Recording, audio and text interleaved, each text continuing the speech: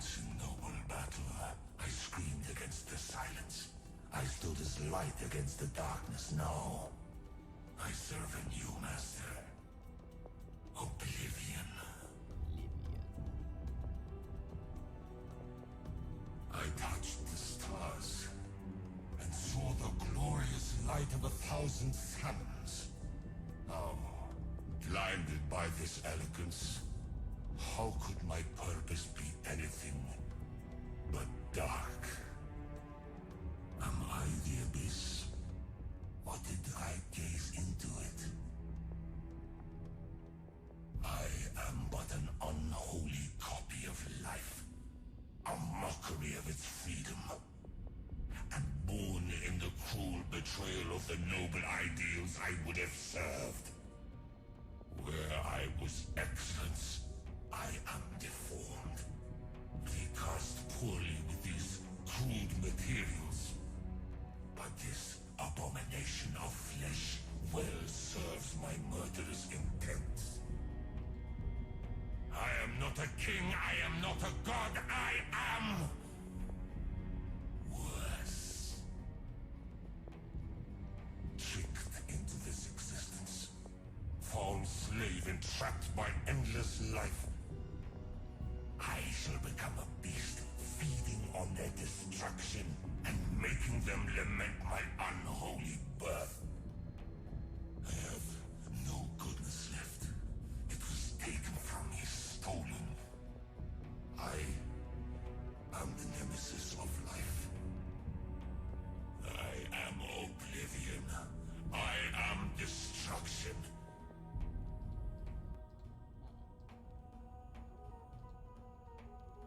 What do you think? I think we're dead meat. Real dead meat.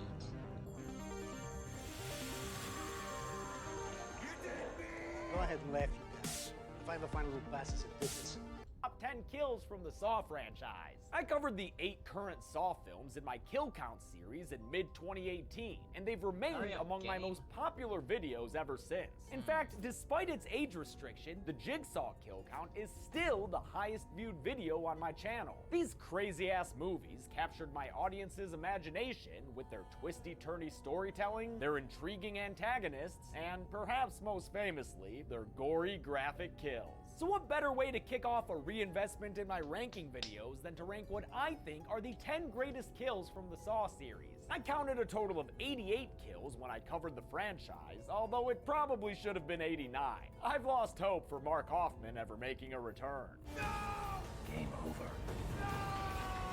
Of those 89 deaths, I've narrowed it down to my own personal top 10, based on a number of criteria, including the uniqueness or creativity of the kill, the quality of the special effects, the impact on the film or franchise's story, and just how friggin' sweet I think they are. Also, since I didn't do behind the scenes stuff back when I made the Saw kill counts, I'll include some of that information here just to give this video more oomph. Speaking of oomph, I want to be able to share every awesome frame of these nasty decapitations and limb separations, which will certainly result in an age restriction. So it's a good thing I've got a sponsor today in the form of Skillshare. Skillshare is an affordable online learning community that offers classes to help you learn practical skills from led by business. If you want to get better at business, or about $10 a month, so make twice to that. Let's get to that.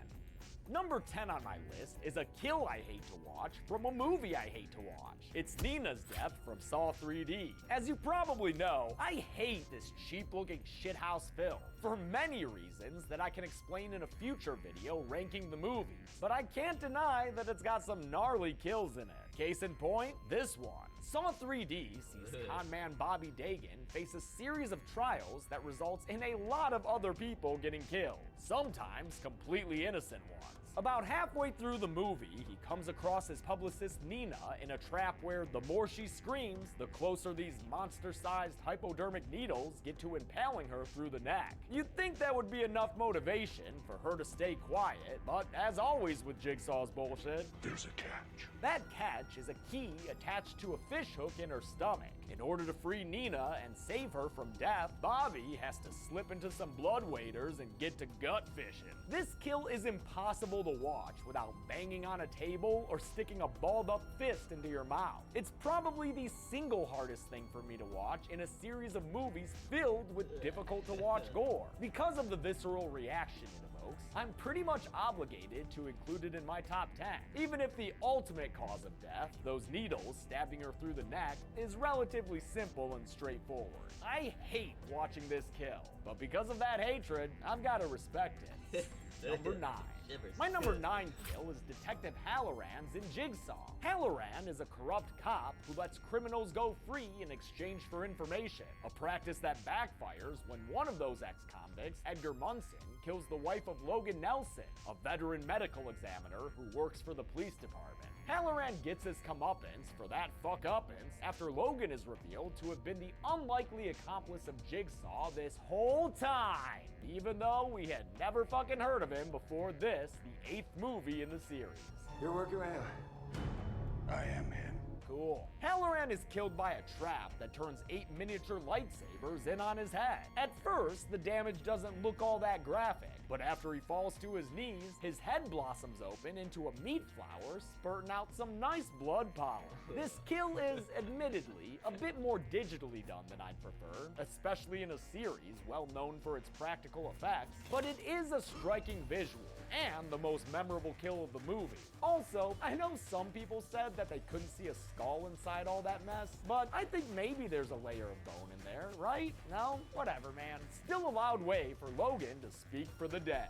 I speak for the dead. Yep, we know you do, Logan. But that's not as cool a line as Game Over. Number 8.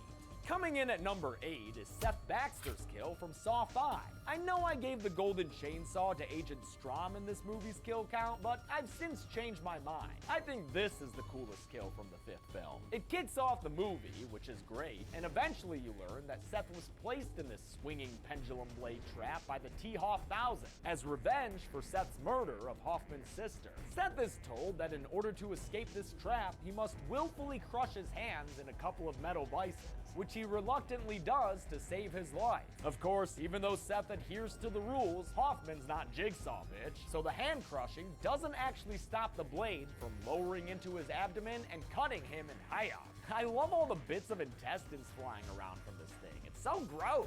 Made by production designer Tony Ianni, the top metal plate of the hand crushing device was a foam pad used for wider shots with the actor's actual hand inside. Close-ups reversed the realness and used a prosthetic hand getting crushed by real metal plates. Drip back! For the bifurcation, actor Joris Jarski had to stick his upper half out of a hole in a table, while a prosthetic lower half was blended into his chest. Then that thing got cut up by an aluminum blade, while crew members used air hoses to make it look like he was breathing. And of course, the inside of that prosthetic was filled with all sorts of gnarly stuff to fly out as it was struck with the blade. We've got pins in there that we were hooking our blood bags into, so when the pendulum swung through, it actually popped some bags on camera. I like this kill because of how many intestines we see, and because, chronologically, it kicks off Hoffman's 4-movie murder spree that would only come to an end thanks to another surprise Jigsaw accomplice, Lawrence Gordon, who, by the way, is a doctor.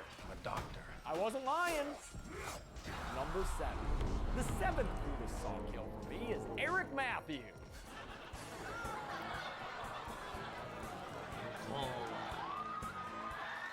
No, not that Eric Matthews. The one played by the new kid on the block. Eric's story begins in Saw 2 and continues until the end of Saw 4, when he's used as a pawn in Daniel Rigg's test. Because Rigg wasn't enough of a slow-ass motherfucker, he finished his test too early for Eric Matthews to live. See, the shady lawyer Art Blank was in charge of watching over Eric and could only allow him to go free after the 30-minute timer ended. Rigg arrived before the countdown finished, and despite Eric's attempts to keep him at bay, Rigg opened a door and sent 2 giant ice blocks swinging down to explode Eric's head. What a slushy fucking mess.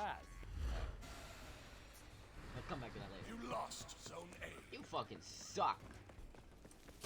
I don't give a fuck. I've run through it.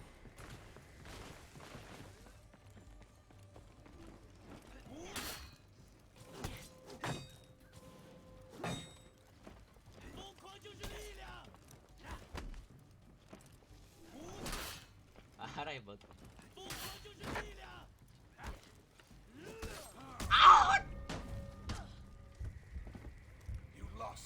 going back there by myself.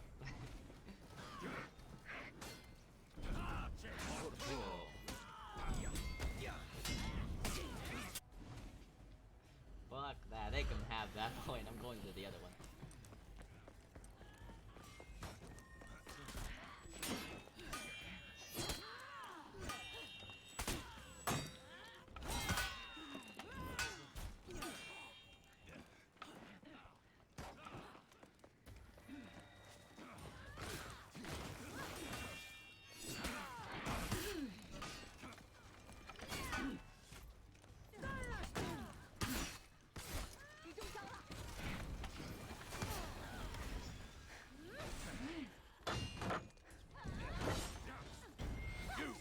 Zone C.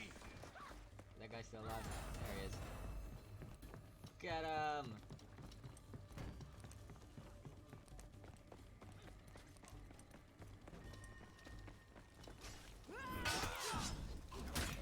Aha!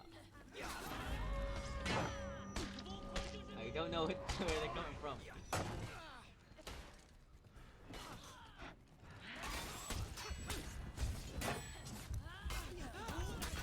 No! Save me, guy! Oh. Where's the rest of my team at? Man, you guys fucking suck. You left me.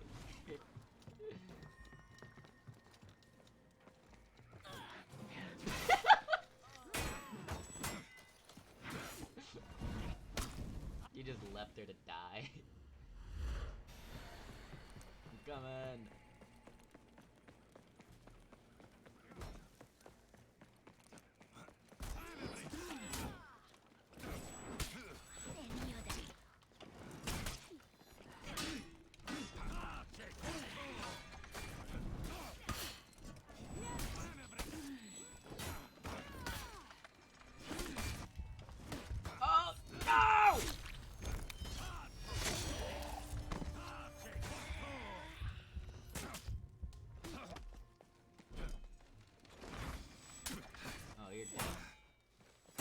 I have no faith in your mod. Just hit him with life. Oh. Alright. That works. Just hit him with life. Don't block it. I don't know where they come from. They're too hard just for me to notice. I'm back in this. You captured Zone A. First.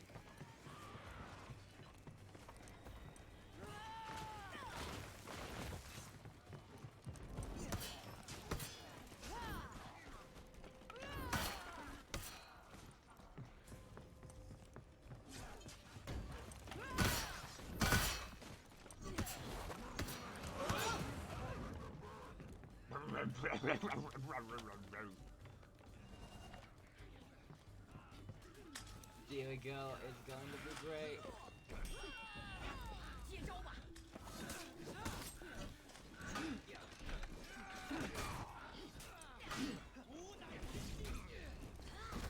Wow.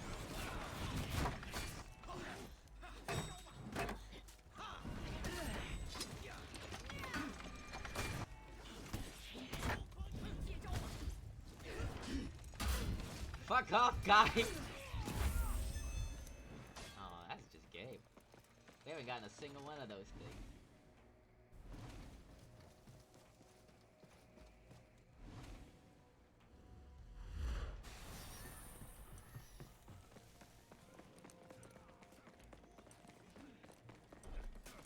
I don't give a shit about babies. Your team is breaking. Lost Zone A.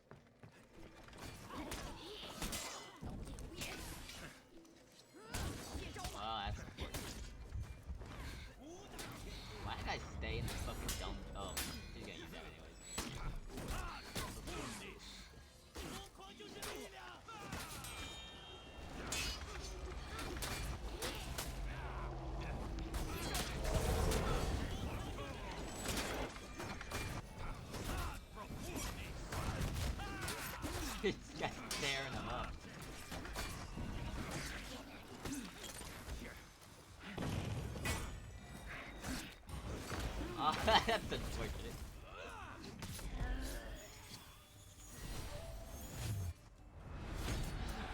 He was tearing them up. It's no secret that I'm a big fan of heads exploding, and that sentiment is apparently shared by Saw 4's production designer David Hackle, who would go on to direct the next film in the series, Saw 5. It was a perfect climax for a film. That awesome climax was done with real blocks of ice that were 300 pounds each, and which were slammed against a bag of fake blood that weighed 6 pounds. 3, 2, 1. A stunt performer was affixed with dangly flesh bits for the bodies tumbled to the ground, and wham bam thank you ma'am, that gave us one bloody Wahlburger. Hold the head. Aside from being an awesome head explosion, this kill also wins points for its murder weapon, since I've always maintained it'd be the perfect crime to kill someone with ice. Just melt that shit and poof, no more evidence. Number 6.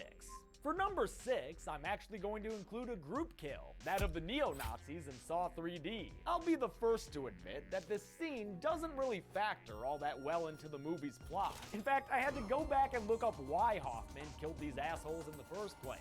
I guess it was to frame Jill Tuck, since he left the reverse bear trap at the crime scene. But come on, Hoffy, you can't expect us to believe that this lady is gonna set up a 4-person murder mobile. She can't even run right. Maybe calibrate your incrimination a little better, brah. The fate of these skinheads is determined by the fortitude of their leader, Evan, played by Chester Bennington. In order to prevent their deaths, he'd have to rip enough skin off his back to reach this lever outside the windshield before a timer went off. He doesn't. Boy, did he try, though. And the skin ripping effects are second only to Nina's digestive fishing expedition in terms of saw stuff that nearly makes me look away. After Evan fails, we get 2 more amazing kills. His girlfriend Kara gets her head crushed by the car's tire, and his buddy Dan gets his arms and jaw ripped off by chains. Freaking beautiful, man. I don't really care about how the 4th guy here died, since he just got hit by a car. But those first 2 and the skin peeling, incredible. Plus, I like that this trap's victims are actually bad people, which isn't always the case with Jigsaw's victims. Remember his reasoning when he targeted Lynn Denlin? Unless you're the type of person who swallows antidepressants to hide the pain. Yeah, she was suffering from depression, dude. That's fucked up, Jigsaw. Number 5. Coming in at number 5 is another kill from Saw 4, that of Ivan Lansness. You may not know that name, but if you've ever seen this movie, you probably remember this kill. Ivan was a nasty mofo who raped at least 3 women, but who never faced any legal consequences thanks to that shady lawyer, Art Blaine. That made Ivan the perfect candidate for some Jigsaw justice, which is why he wound up in a motel room with Daniel Rigg, the main focus of Saw 4's trap plot.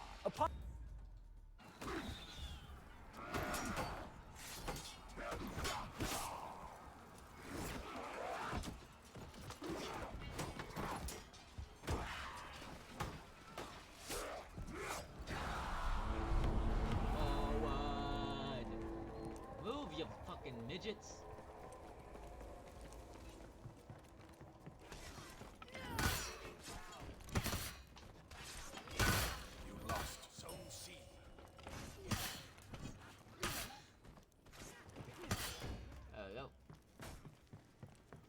Blue team!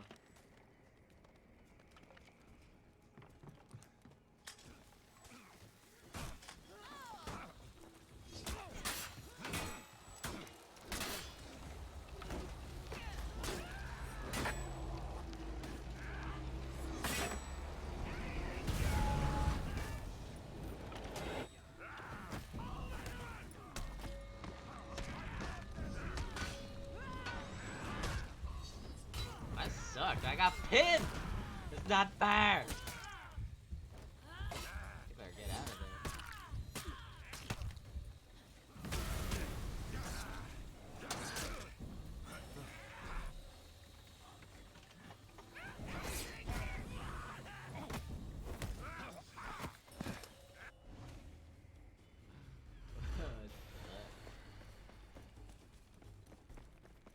They haven't taken A yet.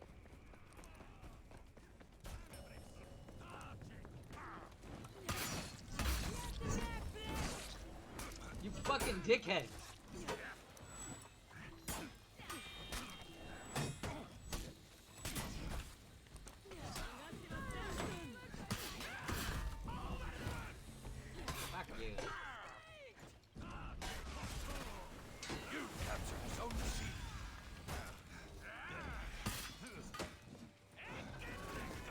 Oh, lucky me. Oh, what? Who's the bag of dicks?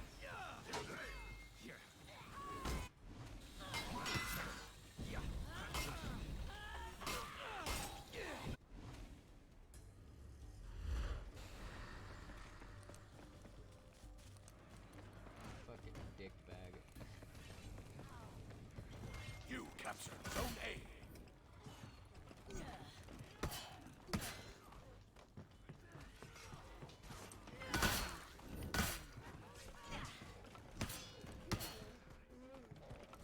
You lost. Ah, you fuck. There we go. See, I'll go over there. Princess over here. Never mind.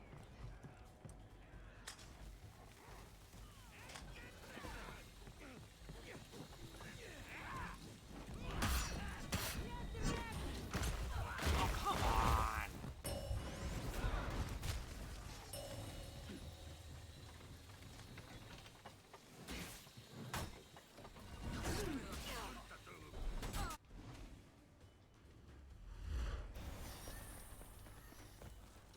I'll go for that. They'll deal with it. No, I'll go for that. Here's a fight.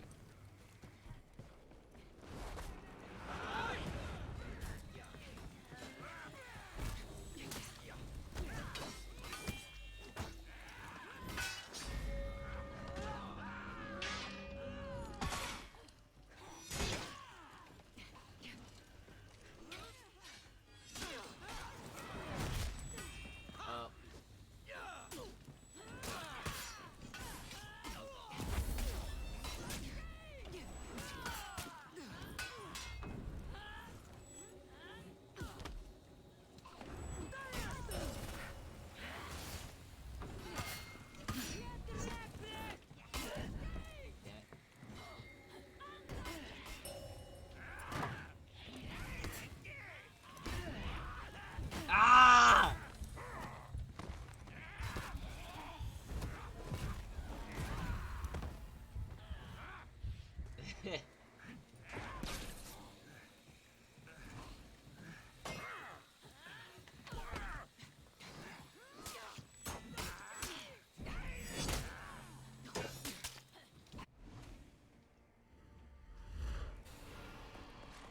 Just go get this. Fight me, they'll all come to me. One sees their closest fight. They'll all come to fight me.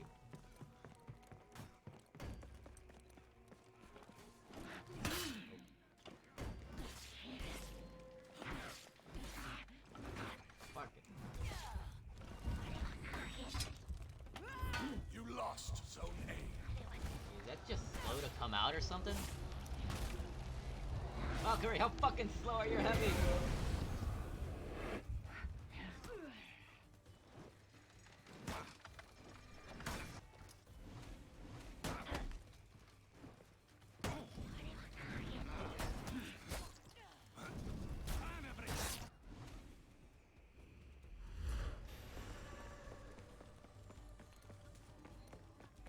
Wrong way.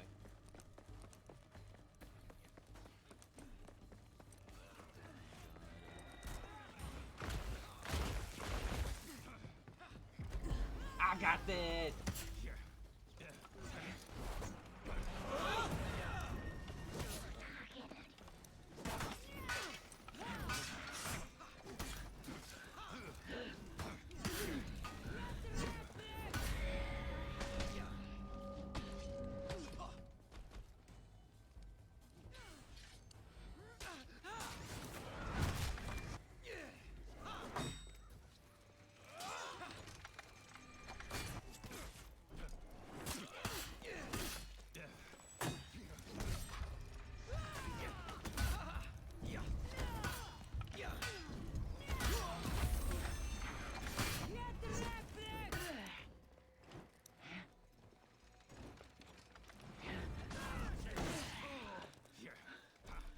You captured Zone A.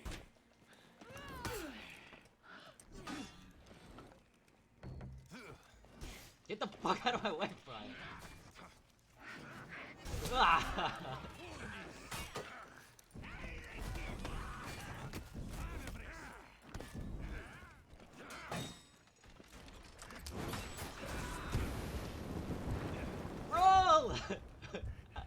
Oh, that was a weird.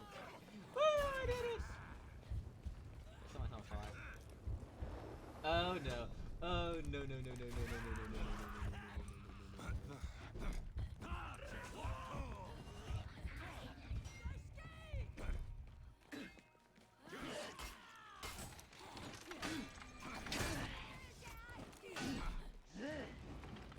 No!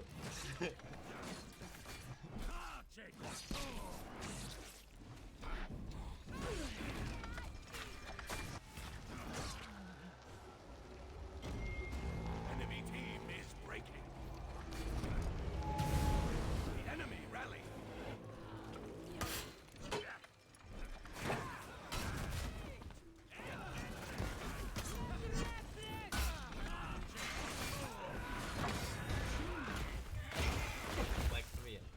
Like to be everyone that didn't die.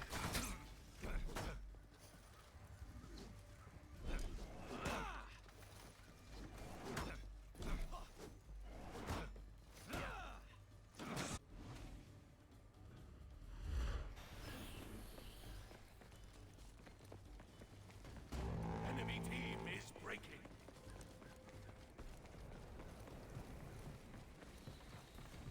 The enemy rally. You lost Zone C. Your team is breaking.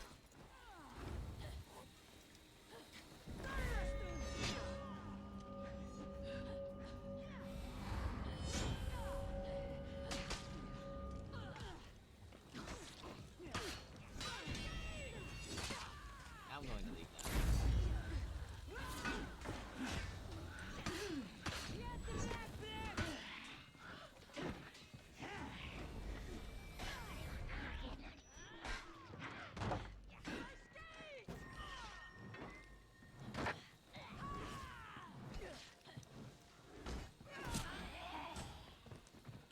You captured Zone A. Fryer. He's killing everything.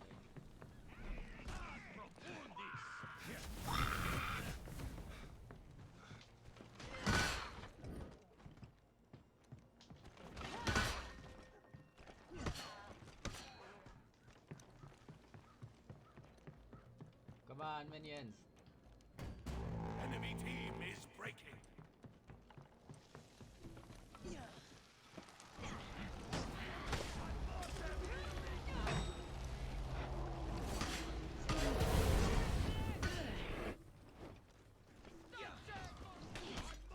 Get away from me, you dickhead.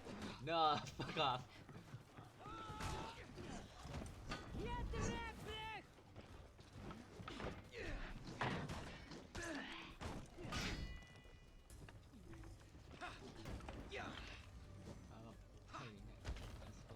Fuck that.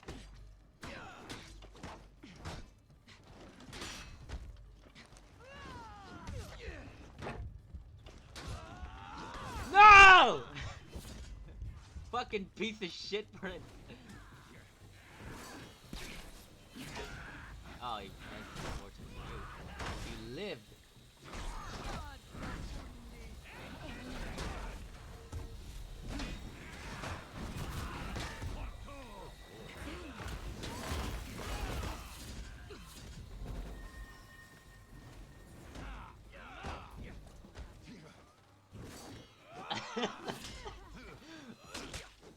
One v one v one.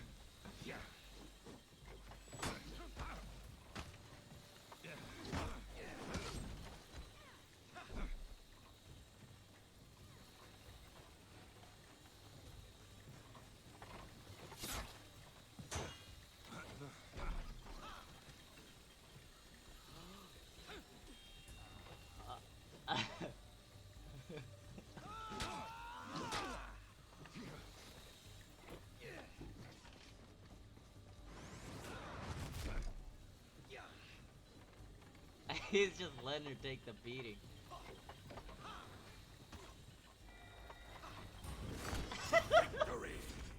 Ugh, look at me. So sad.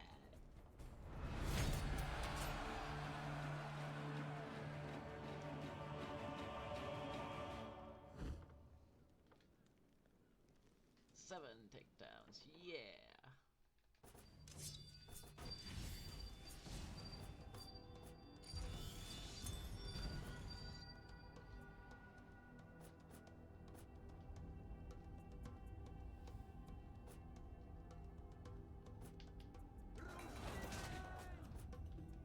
Getting destroyed everywhere. Just play Highlander. Upon learning of Ivan's crimes, Rig forced Ivan to strap himself onto a bed, where his own test began. In order to gain freedom, Ivan would have to stab out both of his eyes with a sharp contraption. He only managed to get halfway through the task before giving up and letting the trap end his life, which was done in spectacular fashion. This bed trap rips off Ivan's limbs one by one and flings them all around the room. And I absolutely love how balls to the walls it is. Or limbs to the walls, I guess. I also love that the behind the scenes video for this kill uses Loaded, the same song used as an entrance theme for the fucking Hardy Boys. What's great about the jigsaw traps, which is my favorite thing about them, is they all work as we say they work in the movie. As you may have heard there, while headbanging to Team Extreme, director Darren Lynn Bousman and effects artist Warren Appleby made sure that all of their traps actually worked in real life to add to the realism of the deaths. For the flinging limbs, however, casts were made of the actors' limbs to create prosthetics. After all, You can't just, rip someone's arms off. no, you cannot. The usual tricks were used, with actor Marty Adams coming up through a hole in this bed, then having the fake limbs attached and eventually violently deattached. A full-sized fake body was also created for the gruesome aftermath of the kill. One of his legs didn't quite get ripped off and yanked his torso off the bed. And that's something that Darren and I always talk about, is the idea that the carnage isn't perfect, but it still did what was intended, which was to tear the guy apart and kill him. Great work on those effects. I love that level of detail in my gory graphic kills. Number 4. Number 4 on my list of top Saw kills is Timothy Young. No relation to Amanda Young, as far as we know.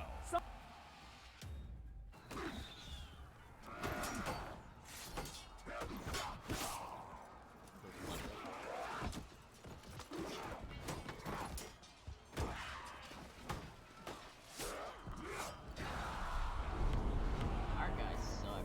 I got the fat guys. These things suck. Oh. Blue guys are better.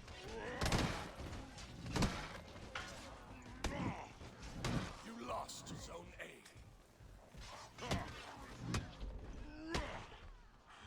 Oh, yep. Now I have to get over there and save him. Alright, could just go You for lost A Zone C. instead.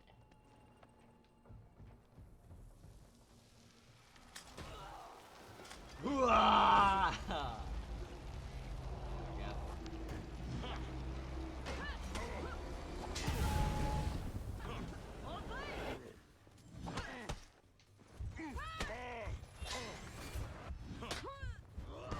I knew you were coming. Just saw you on my move. Oh, sucks to be you. Everyone there died. That sucks.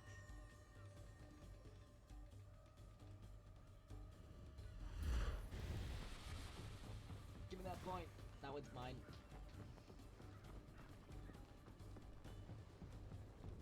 I'll make it eventually. You captured Zone C. Made it.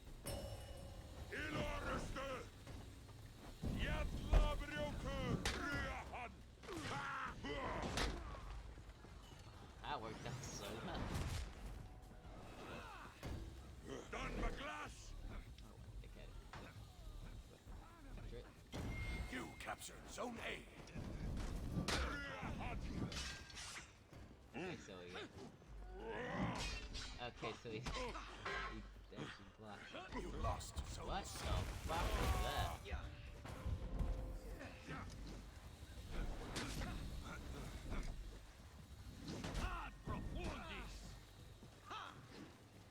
This fucking swims around.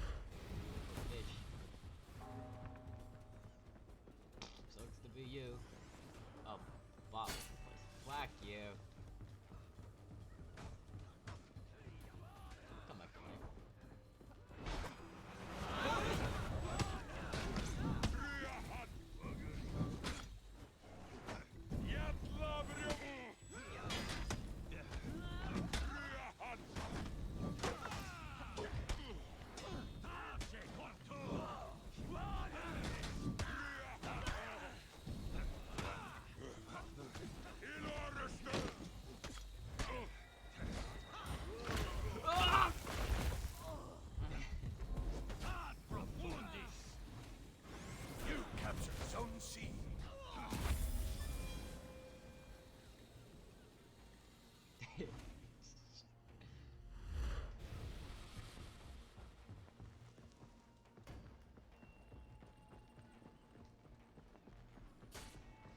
use spikes.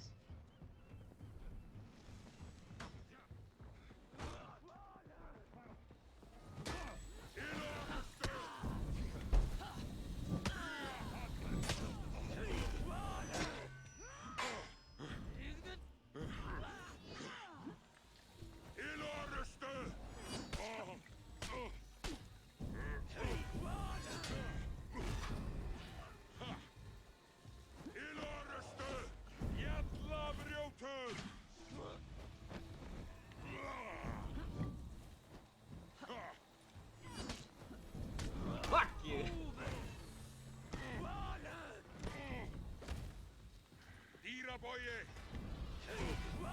Oh! Bitch, oh. No! Ah!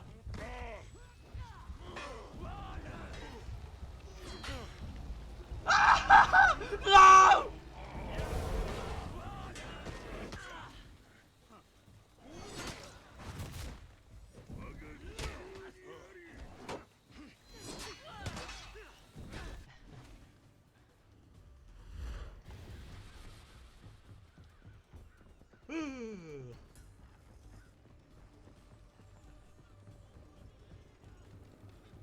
You lost Zone C. I don't give a shit about C.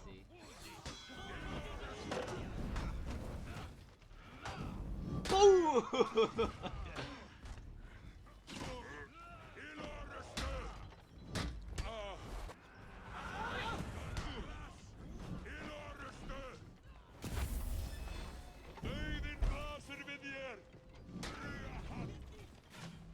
I want to interrupt your execution if you get it.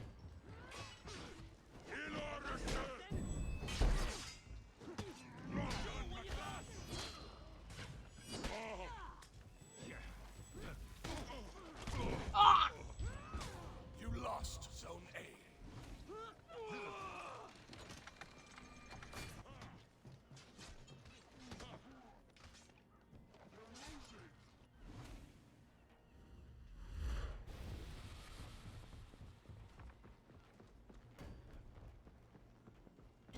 You captured get it. Zone C.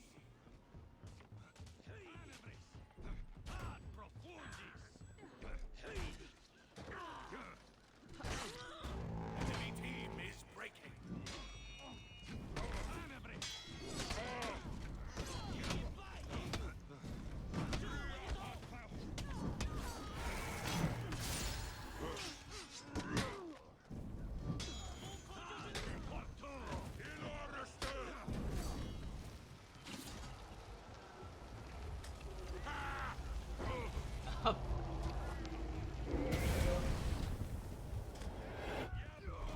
You captured Zone A.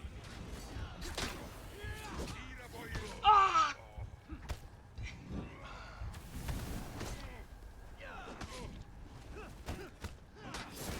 They have to take us to break. Victory. That took a while.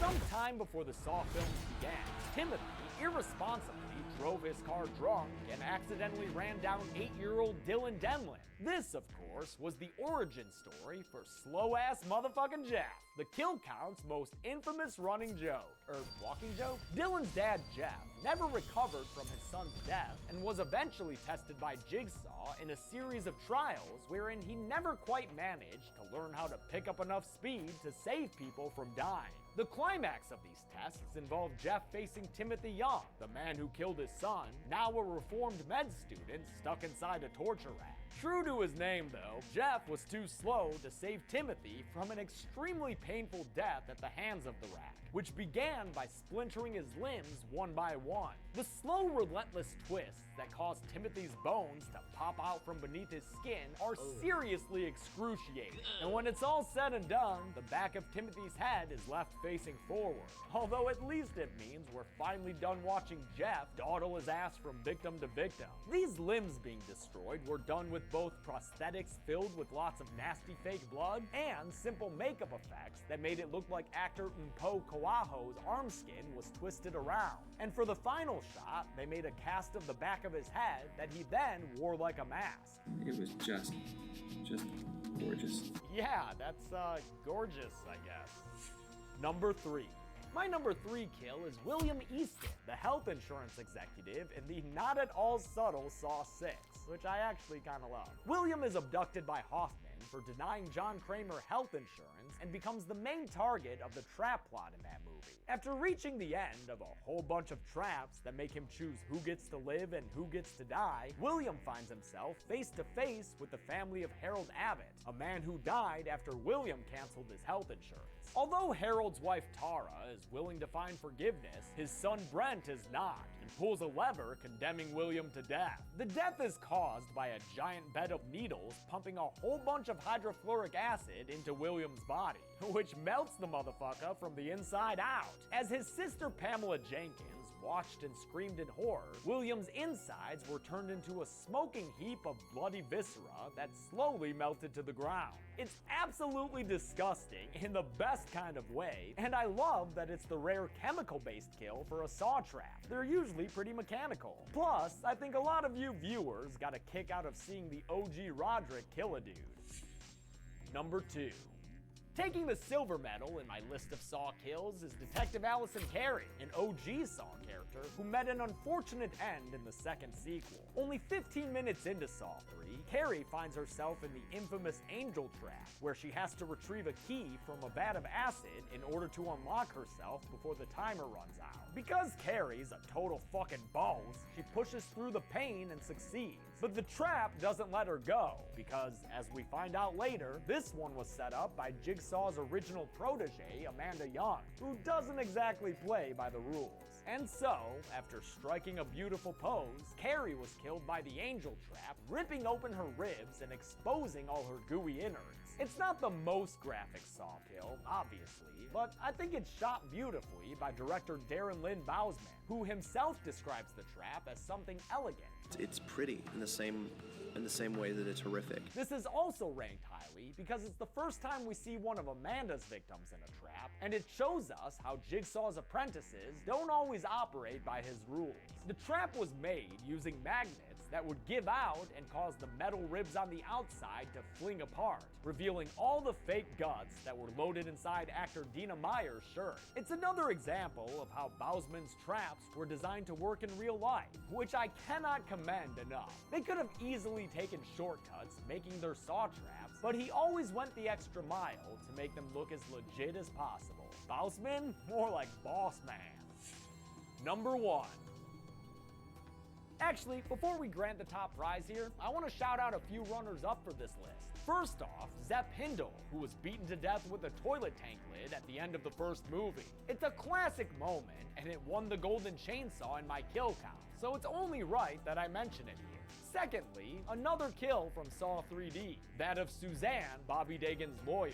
It's nothing complicated, but I'm always surprised watching it because of just how long it goes on for. She gets stabbed in the face forever, and it's bloody as all hell. Finally, Danica Scott's kill in Saw 3 is worth a mention as well, since she was frozen into an ice sculpture thanks to Jeff's defective speed setting. That's a unique and creative kill that I tried to acknowledge during the numbers by making her figure blue instead of red. But instead, a bunch of people just thought I made a mistake. What are you gonna do? Alright, time to finally hand out the gold. My number 1 kill for the entire Saw series goes to Jill Tuck, who died near the end of Saw 3D. I actually hate that Jill dies, especially in this piece of shit movie. But her death is at the hands of the reversed bear trap, which was introduced in the very first Saw film and which immediately made an impact, even if it only destroyed a styrofoam head at first. It wasn't until Saw 3D that we got to see it on a live test subject, and boy was the payoff worth it. The trap leaves Jill's head with one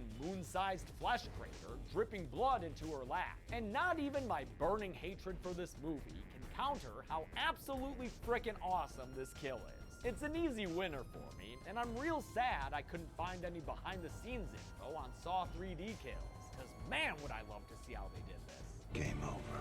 So those are my rankings for the kills in Saw. One day This fucking awful.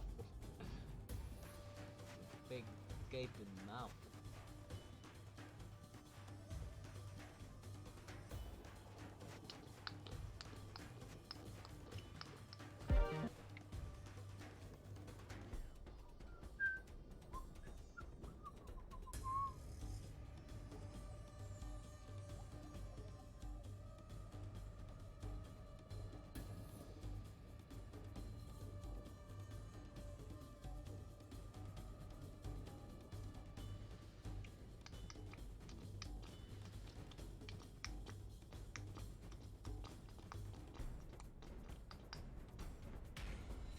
Highlander and Shaman have the obvious advantage. They're fucking not wearing any leg armor, won't get filled with sand.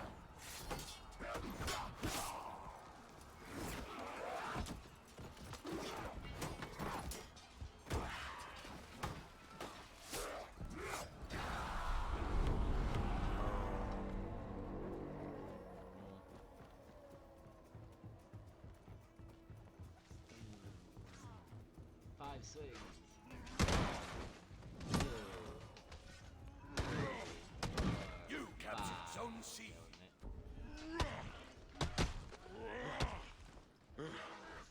Take care of the rest. You lost Zone A. Zone A's been lost.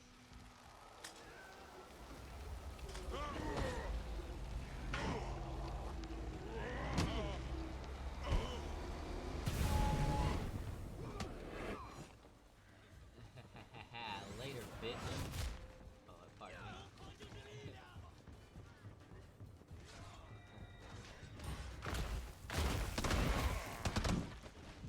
That happened.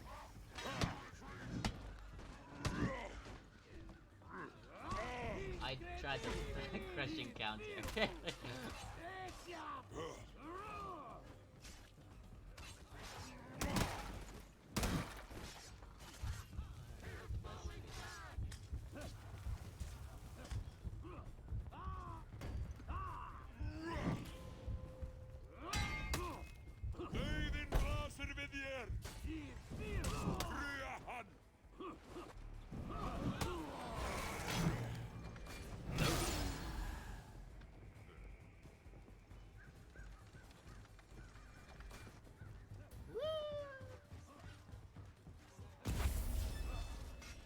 He was there the whole time? Stupid ass prince. Say something.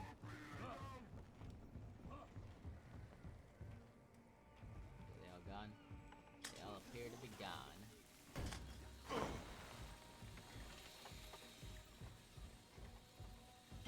You captured Zone A. Did that guy lose? He lost.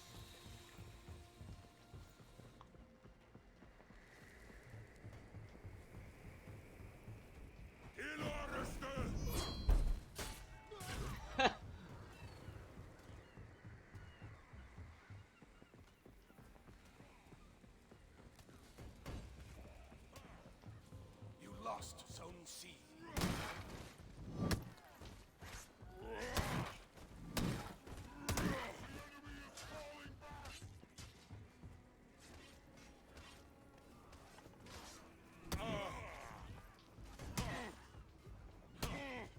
Later, fucker!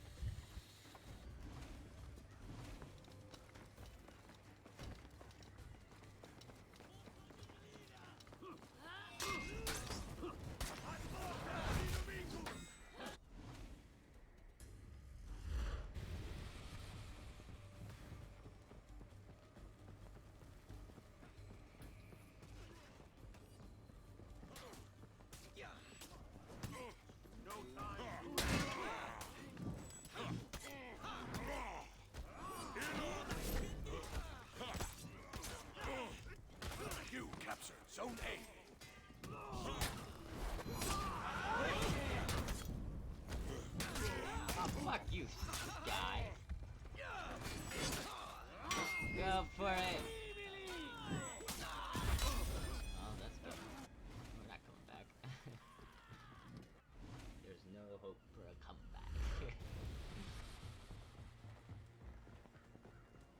Goes by too fast. I like Breach, but no one fucking plays Breach for some reason. No one plays this.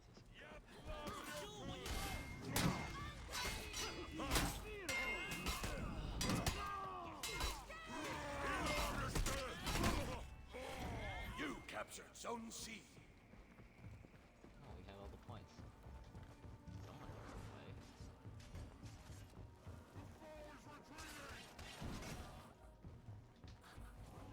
Lost Zone A.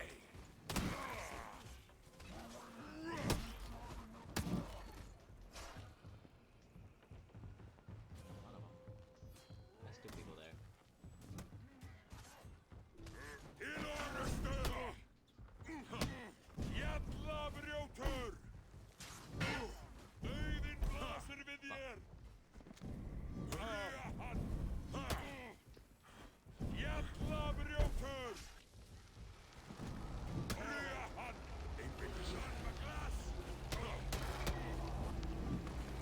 Lost Zone C.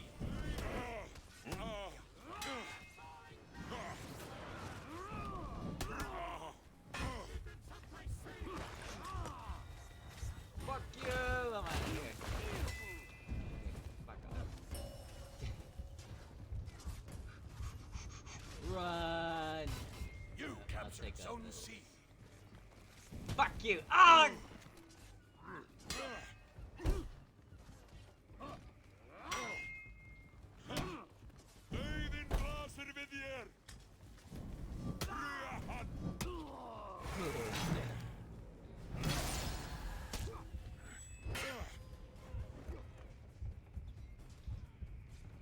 Ah!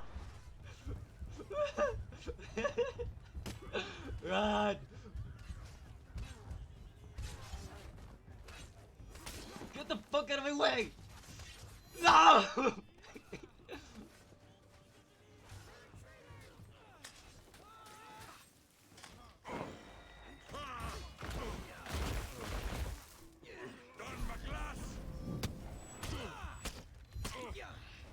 Get her, guy!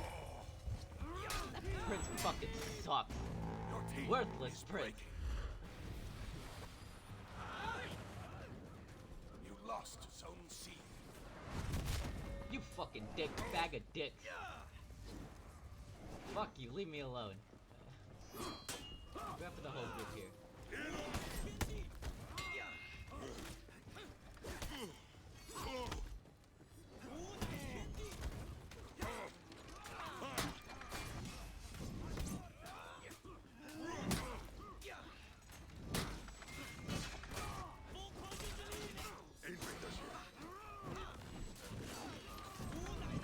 Fuck you, guy.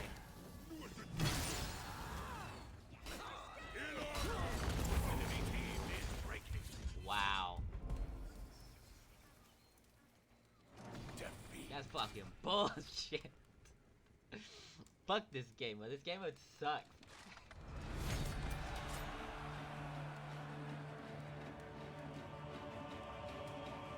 Alright, don't really like Tiandi as it is. Now I have to fight that cunt that flies around like he does.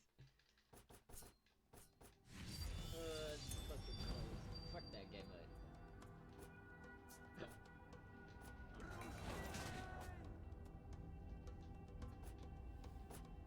Well, Breach. I don't want to play Breach. That's medium. Alright, I'll take it. See if I can get a Breach match. Texas Chainsaw 3D, released in 2013. Chainsaw 3D is another splinter in the increasingly confusing Texas Chainsaw timeline. This movie is a direct sequel to the original 1974 film, meaning it ignores parts 2 through 4 as well as both films in the remake timeline. If you're having a hard time wrapping your head around it, just check out this awesome timeline picture made by Shannon EJ on Twitter. Great work, Shannon. With this picture, this shit almost makes sense. The opening segment of this movie movie, in fact, takes place immediately after the first film's conclusion, and they actually do an impressive job recreating the setting and situation. They rebuilt the original Sawyer house from scratch based on blueprints and the film itself, and since Marilyn Burns and Gunnar Hansen returned to play minor roles in this movie, the new old house served as a perfect backdrop for their adorable reunion. Also awesome is that this movie has Bill Moseley playing Drayton Sawyer, since original actor Jim Sedow passed away in 2003. But man, do things get dumb when the movie jumps to the present 40 years later. Starting with the fact that Alexandra Daddario plays a character who we see as a baby in 1974. You don't need a 5 on the AP Calc test to realize that the then 27-year-old Alexandra Daddario isn't the best fit for a character who logically should be 40 years old. Although it's not like the screenwriters even bothered to acknowledge that mathematical fact. The script treats her character like she's a 20-something. It makes no fucking sense. Texas Chainsaw 3D uses a screenplay originally written by husband and wife team Adam Marcus and Deborah Sullivan. And if his name sounds familiar, it's because he co-wrote and directed Jason Goes to Hell back when he was 23. He was a lot older as he wrote this movie, obviously. Their script gives us the most narratively complicated film in the franchise yet. While all the Texas Chainsaw movies up to this point have mostly been about kills and cannibalism, this movie attempts to tell a Hatfield and McCoy type story, pitting the Sawyer family against a new adversarial clan, the Hartmans. It's replete with references to the original, and controversially tries to humanize Leatherface a whole bunch. This is probably the most sympathetic portrayal of the character yet. But a sympathetic portrayal doesn't mean we won't have any kills, so let's find out how many there are and get to them. The movie begins with opening credits that use stylized footage from the original to reorient the audience. Also, nice trick using Bill Moseley to recreate that memorable shot of Jim Sedow jumping around. It almost had me for a second. While Moseley has always been able to do a great Jim Sedow impression, You gotta run for that money now, chase that dollar, gotta go fast to catch it. he described himself playing Drayton as Moe playing Curly in a Three Stooges remake. I think he's selling himself short. He can still do an excellent Sedow. Look what your brother did to the door! After reminding us of how Sally Hardesty got away, we finally jump into new footage, which shows a cop named Sheriff Hooper speeding to the Sawyer house. But he's unable to get there before a couple of other random Sawyers show up, so there's a prickly posse of people eaters perched and prepped to resist him by time he yells at Drayton to come out with his son Jed. Oh, and don't get confused. I'm not talking about Jedediah Hewitt, that dirty little boy from the remake. Nope, Jed is Leatherface's name now. What is that, like his 5th in the franchise? Drayton wants to protect his family, which includes Grandpa, played once again by John Dugan, the guy who portrayed him in the original. Of course, back then he was still a teenager, and this time through he was, well, a bit closer to the character's actual age. Unfortunately for Drayton and his familial loyalty, this dude Boss Sawyer thinks that he should compromise with the cops. Give him the boy. He's simple anyway. Wow, pretty harsh words to say about Leatherface, especially coming from the original Leatherface himself. That's right, Boss Sawyer is played by Gunnar Hansen, who wore that human skin mask 40 years prior to this. He's even sitting in the same window spot in which Leatherface had that quiet, nervous breakdown. Sadly, this was Gunnar Hansen's final film role before he passed away in 2015. Rest in peace, you big Icelandic teddy bear. Drayton goes to get Leatherface Jed and hand him over to the cops as a patsy. But before they can cooperate, a whole bunch of good old boys pull up, looking for their own kind of justice. The gang is led by Bert Hartman, who directs this dude Ollie to throw a Molotov cocktail into the Sawyer home. A fiery firefight breaks out between the two groups, during which nearly every Sawyer inside the house is killed, including one Sawyer woman, 4 random Sawyer men, Boss Sawyer, Drayton Sawyer, and even Grandpa Sawyer with his hammer. Aw, he had just learned how to firmly grasp it too. Another Sawyer woman, Loretta, is shot but manages to escape with her baby while the mob outside celebrates their victory. Later on, while picking through the wreckage, posse member Gavin Miller finds an injured Loretta and her baby, Edith Rose Sawyer. Although he's willing to save the baby, he's got no love for Loretta, so he kills her with a kick to the face. We get a good long look at her corpse, as well as an important Sawyer family necklace she's wearing. Never would have pegged this family as the jewelry type. Gavin gives the baby to his wife Arlene, and they join the other arsonists for some pictures that are disturbingly reminiscent of lynch mob photos. Wait, someone's taking pictures in a Texas Chainsaw film? You know what that means. Oh yeah, isn't that thing the best? 40 years later, Edith Rose Sawyer has grown to be a 20-something-year-old woman living under the name Heather Miller. Heather doesn't know about her past, even if it's evidently guided her occupational choices and her art style. That bone shadow box would be right at home in the Sawyer family chicken room.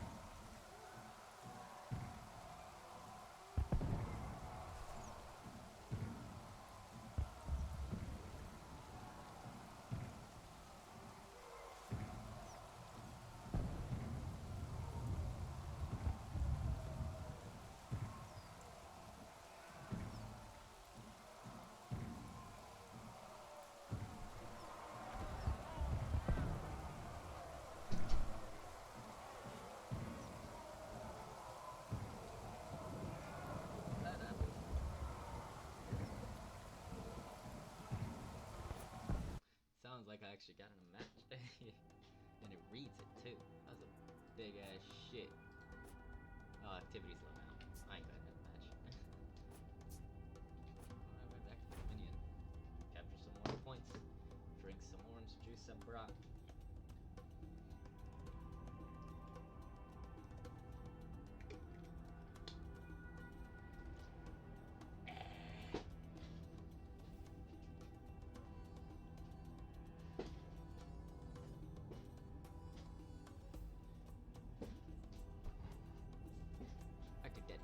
Burns would be proud. While she's making out with her boyfriend Ryan, who's played by rapper Trey Songz and who really likes that birthmark on her boob, a letter arrives from Dallas with some sad news. My grandmother died 3 weeks ago. But as far as Heather knows, all of her grandparents have already died. What gives? She confronts her parents Gavin and Arlene, those baby snatchers from the intro, and asks them what's going on. They admit to her that she's not their biological daughter, but that might be a good thing for you, Heather. These two don't exactly seem like the nicest folks. Came from a shit heap. If I had half a mind, I'd have left you there. The letter says that Heather's inheriting that shit heap, so she sets off for Texas with Ryan and their two friends Kenny and Nikki. Damn, Ben Linus's daughter grew up. They stop at a gas/shirt wetting station, and on their way out, suddenly hit a dude. Y'all should have had one of those Russian dash cams. I'm pretty sure that dude jumped straight in front of your vehicle. The dude they quote-unquote hit is a handsome hitchhiker named Daryl, who asks them for a ride in exchange for gas money and not suing their asses. You got yourself a deal, shady partner. The next morning, they get to Newt, Texas, home of the world-famous dead armadillo, and find Heather's late grandmother's property. Oh, and it's the fancy gate-having kind of place, too. Heather's grandma was named Verna Carson, and Verna's lawyer, Mr. Farnsworth, arrives to meet the kids at the gate. He's played by Richard Reel, who you may know from Rob Zombie's Halloween 2. I know him from the 10,000 times I've watched Office Space. Farnsworth gives Heather the dungeon keys to Verna's estate, as well as a letter. It's from Verna. Make sure you read it. Dude, guess what she doesn't do? I will. She won't. You probably should have stressed it to her a little more, Farnsworth. Don't forget to read Verna's letter. Oh shit, well then that's on her. You good, Farnsy. Heather's new house is the coolest fucking house yet in this series. Although I guess that's a low bar to clear, since this one's not full of human remains or Matthew McConaughey's spittle. Still, there's no denying that this place is capital D dope. Good luck with them property taxes though, Heather. While her friends act like a movie's idea of cool kids, Heather goes out back and finds a family cemetery where famous Sawyers such as Drayton the Cook are buried. The Carsons are also buried there. It's explained a little bit more in Leatherface, but just so you're not confused, Heather's grandma Verna was born a Sawyer but married a dude named Ben Carson. Verna's daughter Loretta was the woman with the baby who was killed 40 years ago. That baby, of course, is 27-year-old Alexandra Daddario. Because this movie's characters are the least rational people you could ever write, they decide to head out for snacks while leaving Daryl, the total stranger, behind, all on his own at their brand new house filled with fancy shit. Obviously, he immediately begins robbing the place for all it's worth. But during his larceny, he uncovers a hidden section of the house with a door that has the lock for that giant dungeon key. But Daryl should have stuck to silverware thievery, because this room is Leatherface's, and he kills Daryl by knocking him down and bashing his head in with a hammer. Yeah, like all the way in. It's pretty gross. The fake head here was created by special effects artist Mike McCarty, who called it a Smash-O head and filled it with a ton of fake blood to come out as it was hit with a hammer. I love that he shares my opinion of digital gore effects. CGI can go fuck itself. He shares my opinion of digital gore effects. CGI can go fuck itself. Hey, he said it, not me. In town, the kids go on their shopping trip, and we find out that Nikki and Ryan have slept together before. Uh-oh. She's into doing it again. He says he's not, but I'll let you take bets on how long that'll last. Heather, meanwhile, gets... Is this Dominion? Oh yeah, it is Dominion. Right, I'm not getting it. Breach, man. Fucking place, breach, fucking losers.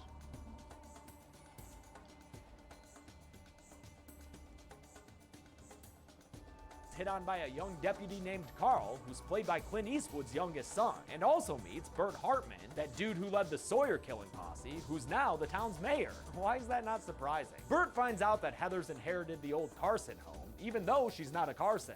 You're not a Sawyer. Yep. Uh-oh, Heather, don't go getting firebombed by this guy. The kids get back to the house and discover Daryl's damage, but it's not bad enough to keep them from solo cup toasting the Sawyers and having a meat cookout that night. Aw, that would sure make Drayton proud. While Heather's taking stock of her new family photos, she realizes that her birthmark matches a necklace worn by all the Sawyer women in these pictures. That's super cool, Heather, but maybe you should read that letter your grandma left you now. If she had, she could have warned Kenny not to go into the secret part of the Carson home, but she didn't, so he does. Although lucky for him, nothing really seems to be down. Just kidding, it's fucking Leatherface! Kenny tries to escape, but gets stopped by a meat hook stab that gets blood all over the camera lens. What is this, the Revenant? Meanwhile, Nikki lures Ryan out to the barn, where she surprises him with a tequila picnic and a striptease. Who had 10 minutes on an affair? 10 minutes, anyone? With everyone else preoccupied, nobody's around when Heather finds the corpse of her late grandma Verna sitting in a chair. Well, no one but Leatherface, that is, but he's also pretty busy right now, pruning the fingers off a hand. No one interrupts my kitchen time. Meal prep is very important. After Come on, you fucking game. Start up. What's taking you?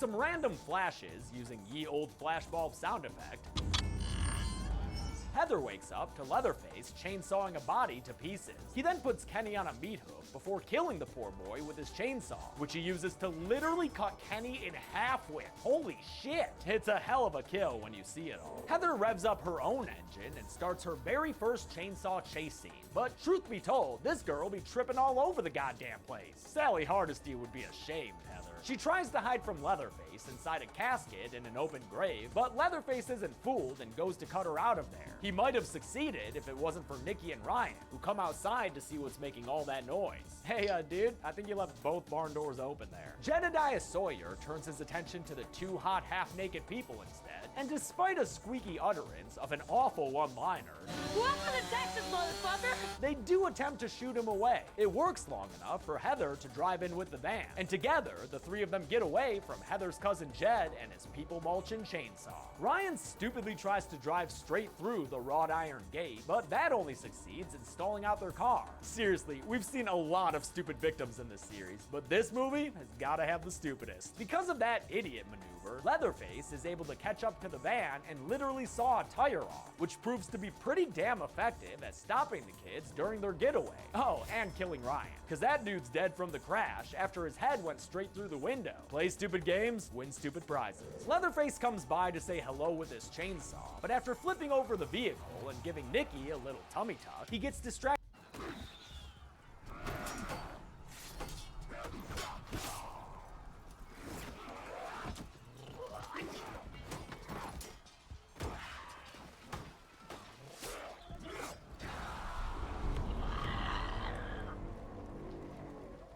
Get the fuck out of my way!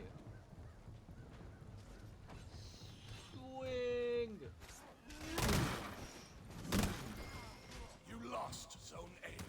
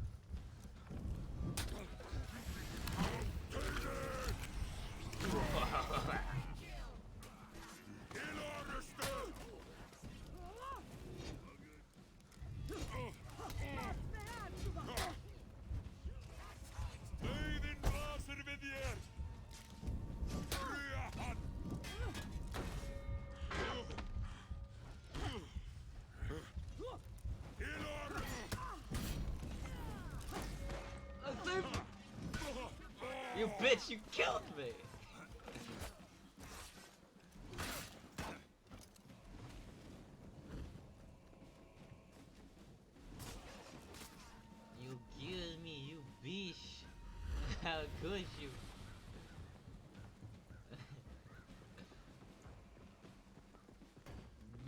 run.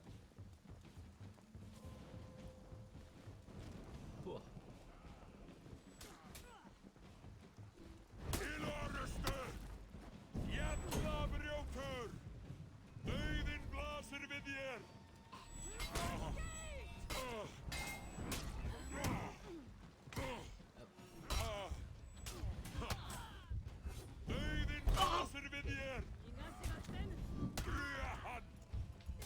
You lost Zone C. Oh! Yeah, Mr. God!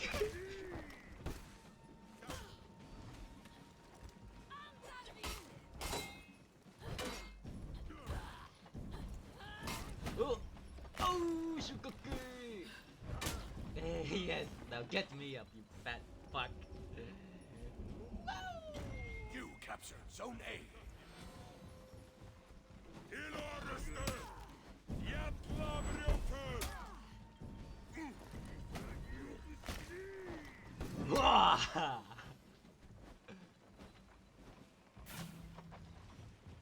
I'm healed. Time to get out there and fight.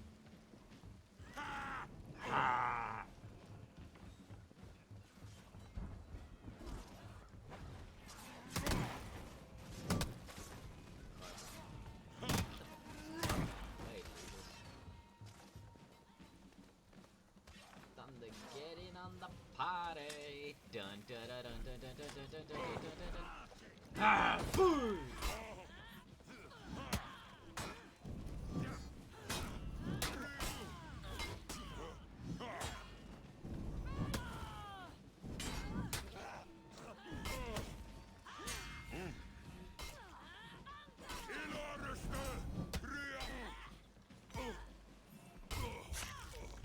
There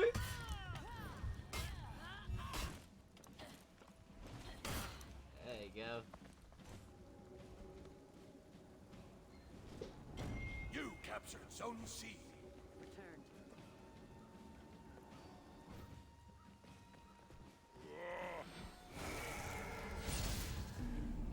I need to get better emotes with this guy.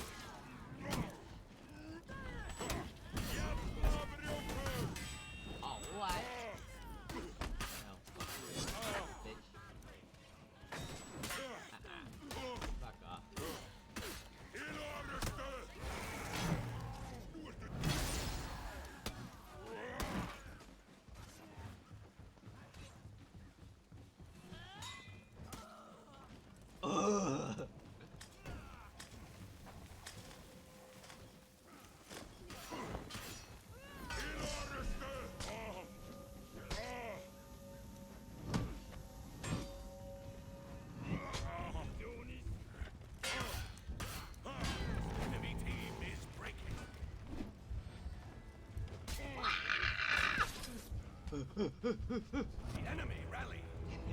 Run! You lost Zone C.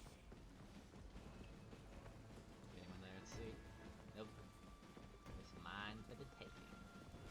You captured Zone A.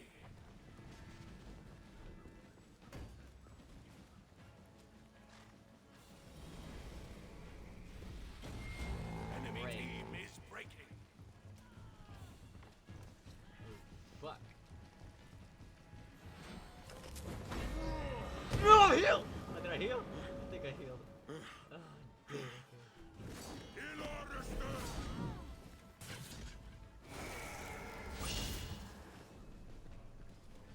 The enemy rally.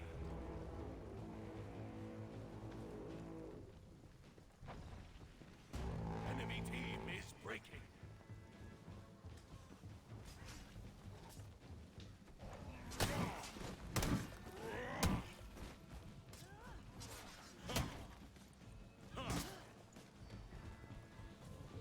The enemy rally. Enemy team is breaking. Shit.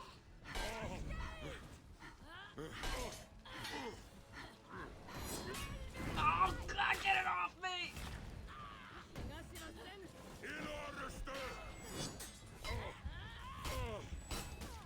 The enemy rally.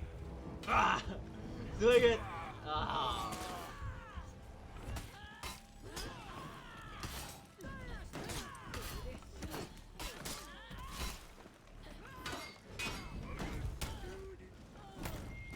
Enemy team is breaking.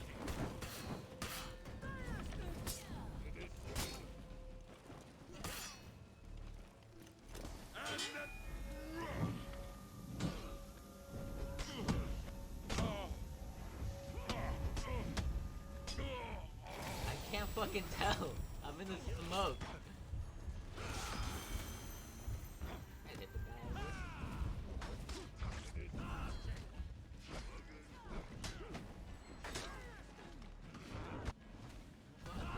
All die.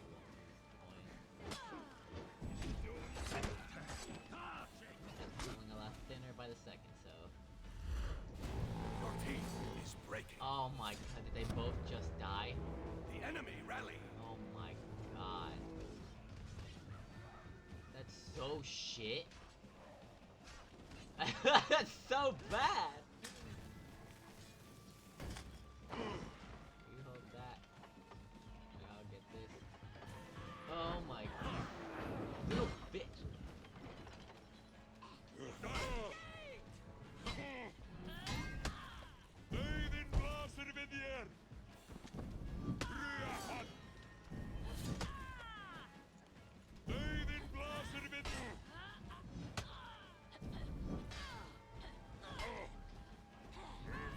No!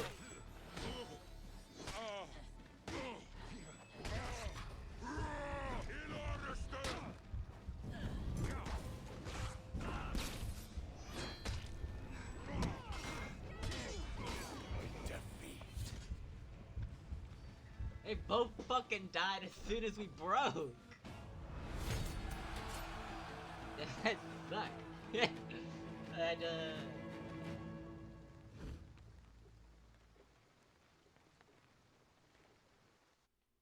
And they both fucking died and we lost the fight and then we lost the game. Fucking losers.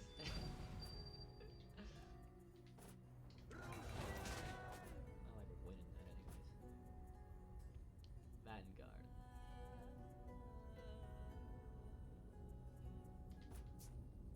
Play Warden. Play a Viking 2 more times and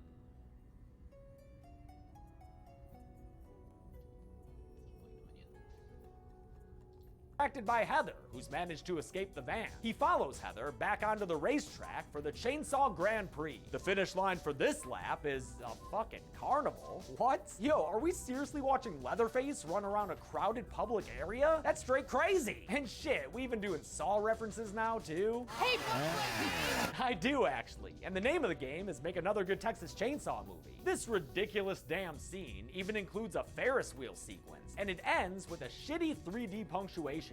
Leatherface throwing his chainsaw at Deputy Carl / the audience. Okay, bye. Carl takes Heather to the police station where Sheriff Hooper is still in charge 40 years later. She tells him everything he could possibly want to know. That she's a Sawyer, that Leatherface came from the old Carson house, what Leatherface's preferred attire is. He was wearing a face.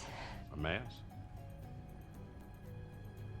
A human face. You know, the usual info. Mayor Buttface shows up, and after yelling at Sheriff Hooper about the carnival mishap, he starts issuing orders to Hooper's police force through the radio, like this guy Marvin, who's just arrived at the Carson house. Sheriff Hooper wants the officer to stand down, but Marvin listens to the mayor instead, and the mayor wants him to go, go, go! GLHF, move out, team! Oh, and shit, Marvin's Twitch game is strong too. Look at the quality on that mobile stream. No drop frames or nothing. Marvin follows a blood trail into the hidden part of the Carson home and down into Leatherface's apartment. While Marvin continues his stream, begging Hooper and the mayor for bits, Heather is left completely unattended to, so she passes the time with some light reading about the Sawyer family, their victims in 1973, and the fate that eventually befell them. Death at the hands of a posse led by Bert Hartman. Dun dun dun!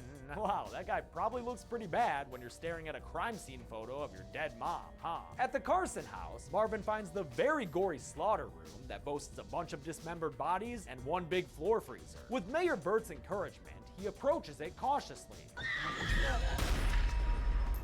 Oh shit, should have been more cautious, dude. Nikki was just pretending to be Pam from the original, man. She didn't deserve a bullet to the brain like that. Although I do love that Hooper and Bert's reaction looks like Chris Tucker and Ice Cube in Friday. Marvin's prepared to walk away from that little oopsie like it never even happened, but Leatherface stops him by attacking him with a hatchet, and he kills Marvin on the butler's pantry floor by hacking at him repeatedly. When Mayor Bert and Sheriff Hooper go to talk to Heather, they find that she's left the station, leaving only an accusatory red marker note in her wake. Heather calls up Farnsworth and asks him for help, so he meets with her at a local bar where she complains about getting blindsided by Leatherface. Did you read Verna's letter? Yo, Farnsy, get this. No.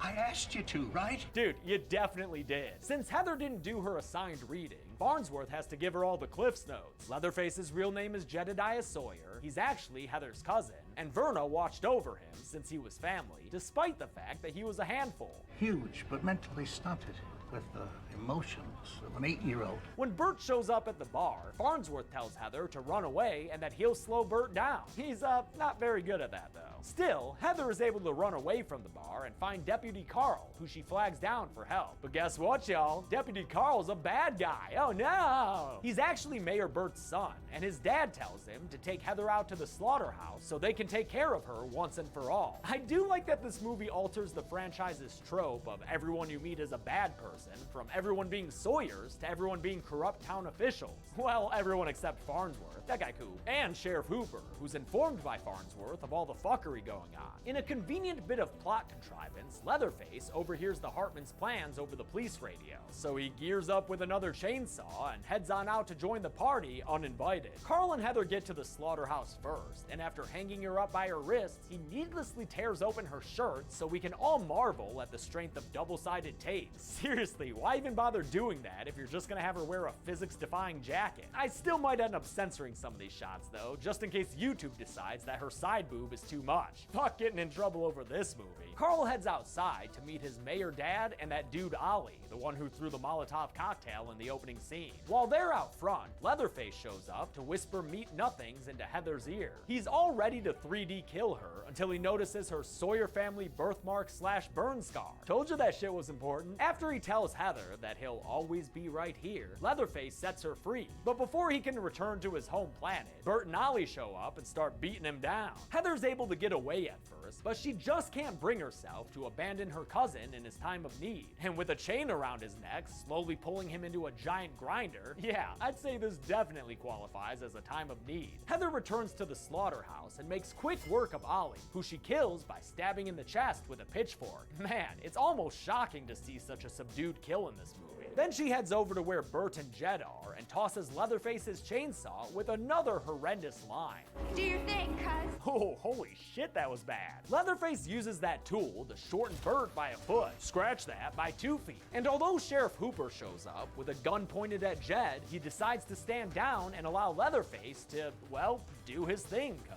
His thing is apparently cutting off Bert's hands giving us some awful digital effects as the villainous mayor slides down into the giant meat grinder. Wow, this looks like a crappy video game. Who approved this? Hooper leaves the slaughterhouse, pretending like he didn't see any of this, and the cousins enjoy a silent victory together before walking back home to the Carson mansion. There, Heather tends to her cousin, who's cool with a little face washing, as long as she doesn't touch the mask. Never touch the mask, Heather. With nothing else left to do, Heather finally fucking reads the note Verna left for her, and the narrated flashback of her grandma writing the letter gives us a cameo by Marilyn Burns, who played Sally Hardesty in the original film. Texas Chainsaw 3D isn't a great movie, but at least this is a better cameo than that hospital scene in Next Generation. Oh, and by the way, that scene also had a cameo by John Dugan as the police officer. I forgot to mention that in the Next Generation kill count. Sorry. Anyway, the letter explains everything that Heather's already learned since then.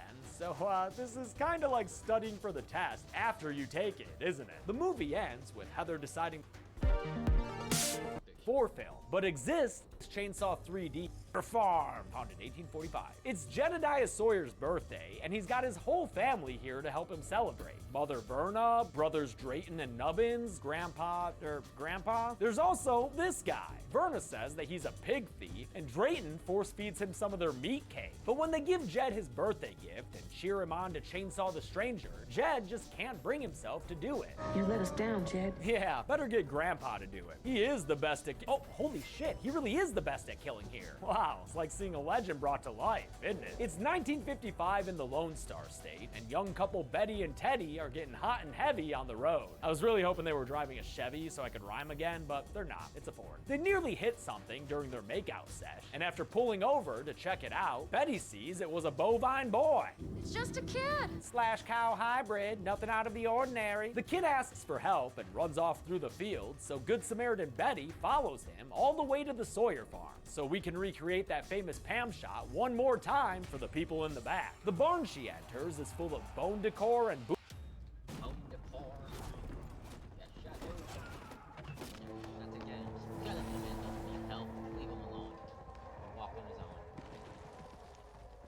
here, get fate 1, and then go fight. That's the plan. White swing. Okay, these guys are cooler than my best guys. Okay, I'm not gonna do it. But I am going to get an easy kill right here. Watch this.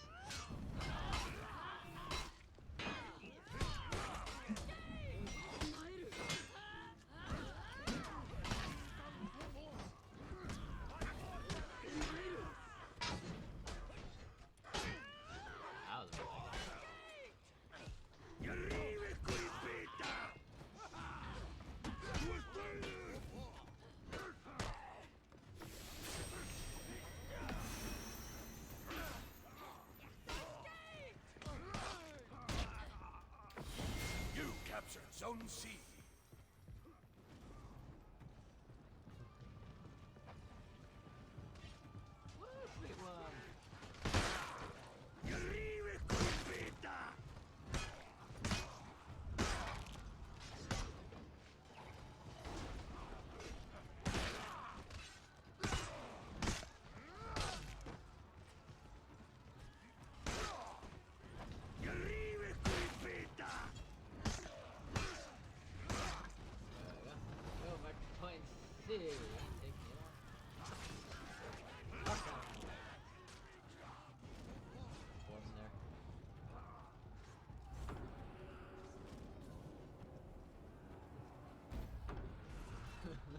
That was fortunate for you. Together in a pack. But you're a big dog.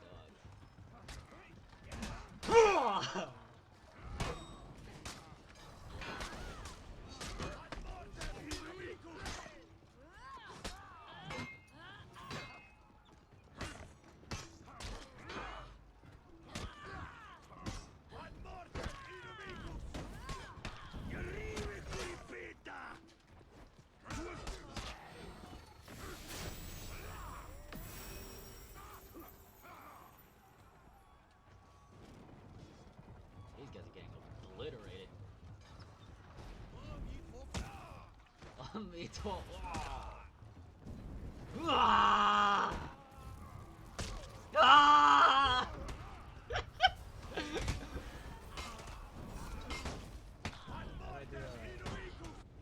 Good fight.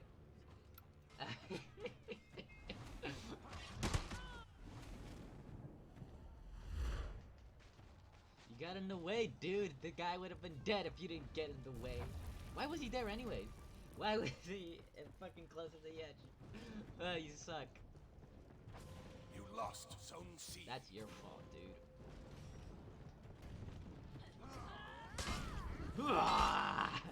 You lost Zone A. Ah, there's a roach on me. I think it was a roach. I don't know. Maybe it was just a cave. I thought a parrot.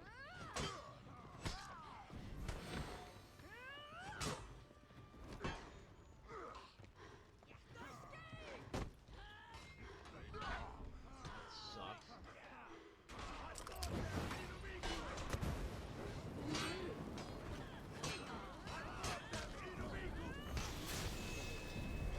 You captured Zone A. What? I was not in the.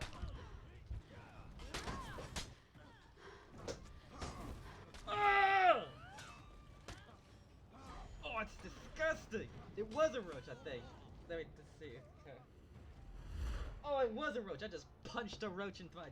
Oh, my hand's infected with coronavirus. Oh, this sucks. I'm gonna die. I gotta go wash my hands. I just might. Enemy team is breaking. It was a roach that was on me. Just punched the shit out of it.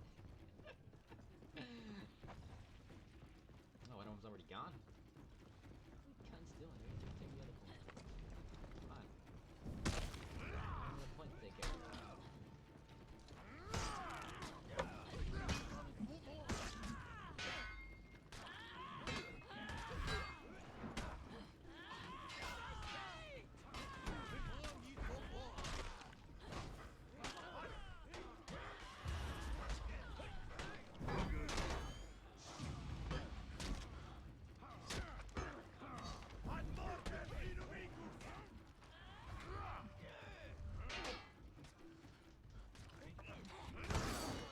Right in the gut.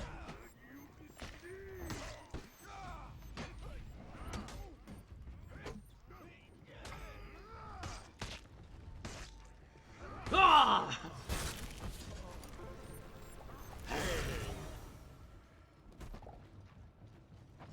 Victory. That little creature's so regular.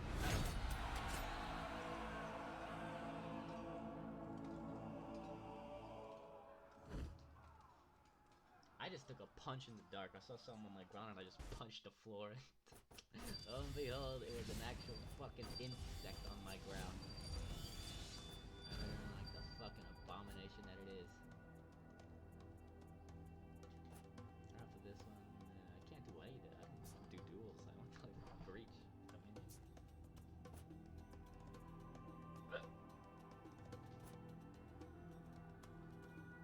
Which one's this one?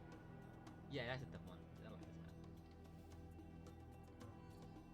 Booby traps that drop her down through the floor. Oh no, what'd you do, you little cowboy? You done good, Jed.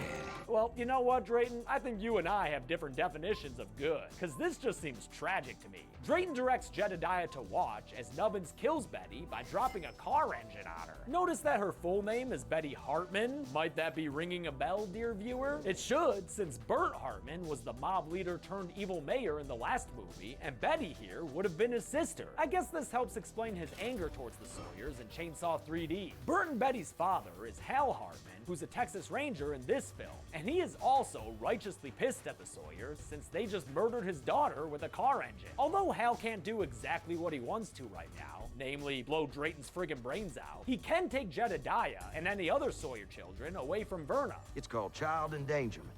You take one of mine, and I'll take all yours. course, Verna. 10 years later, we're at the Gorman House Reform Institution for Youths, where all the kids living here have had their names changed to protect them from their dangerous families. New nurse Lizzie is still learning the ropes from her higher-ups and meeting the patients she'll be overseeing. Among them are Bud, a strong silent type played by Sam Coleman, aka Young Friggin' Hodor, Jackson, a handsome young lad who seems relatively well-adjusted, and Ike, a super aggro dude who will only grow more dangerous as the movie goes on. In the bathroom, Lizzie also meets a female inmate named Clarice, another big old bully whose idea of a good time is making other inmates suck rats. Aw, wet little buddy. Clarice is a pyro whose character was originally inspired by Chop Top, since he doesn't exist in this timeline. She ended up being a more unique character, thanks largely to Jessica Madsen's performance, but don't worry, she's still crazy scary. We'll see plenty of that later on. Dr. Lang, the head doctor at the Gorman House, has a delayed meeting with a bow-tied lawyer in his office.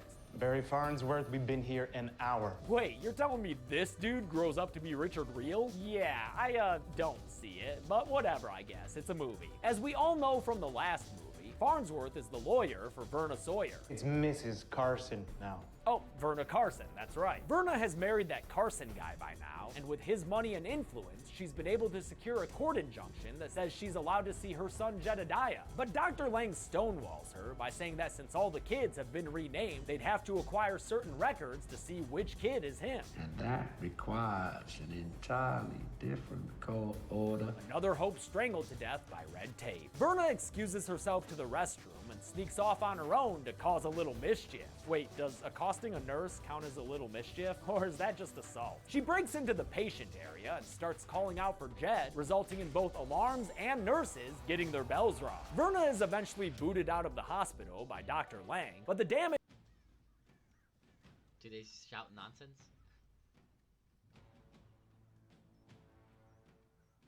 Stand fast. Hold the line. No surrender! To battle!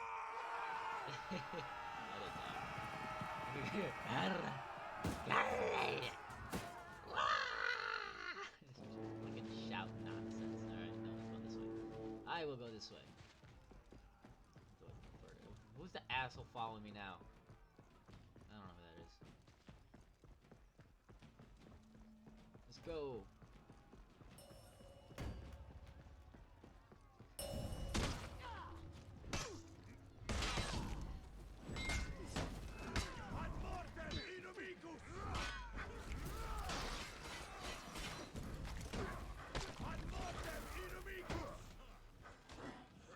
Get him off me, dude!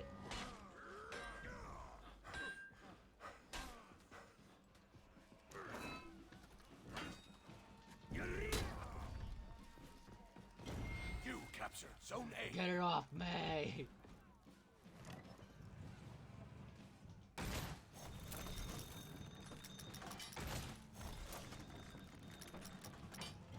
You capture Zone C.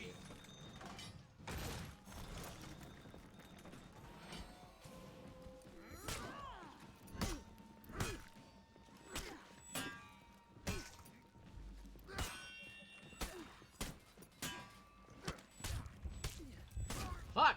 Where'd you go? You lost Zone A. You left me, you dickhead.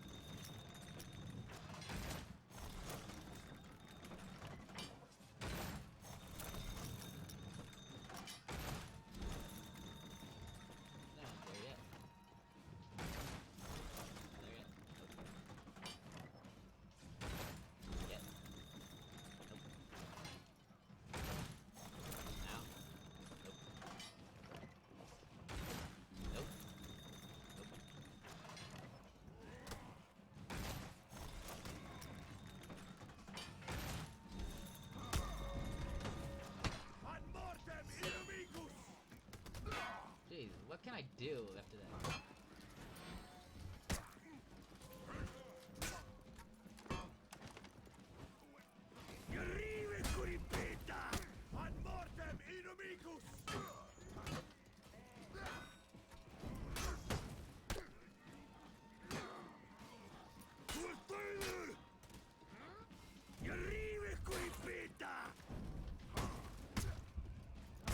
Ah! You lost Zone A. Cool club. Falling back.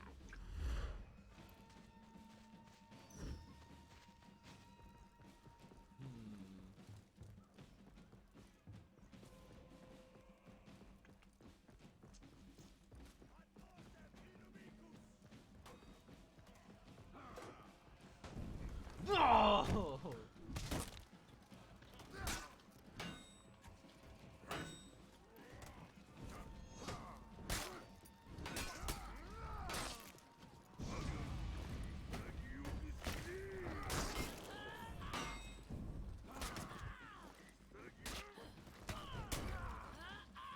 You lost Zone C.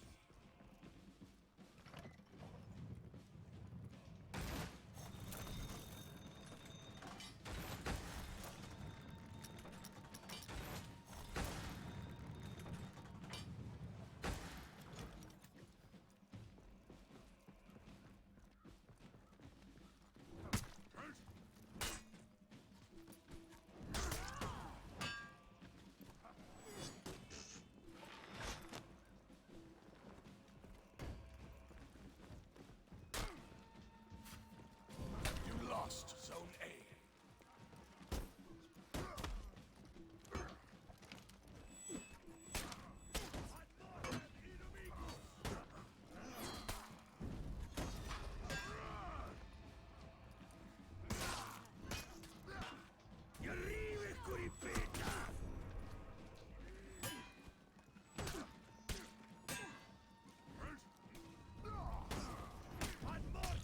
Fuck! Die for Shugaki! You suck. Zone and hit him.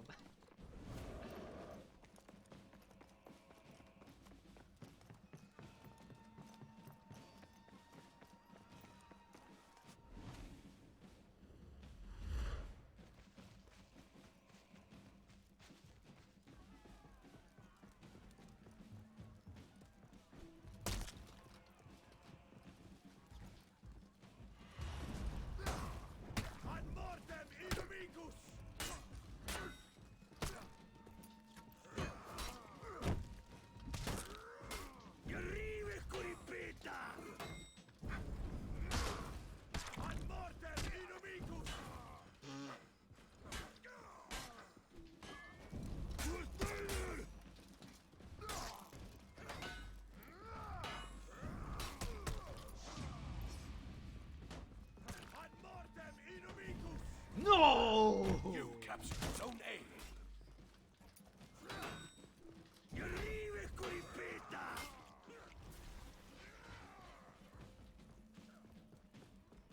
They live? They jump? I can't tell.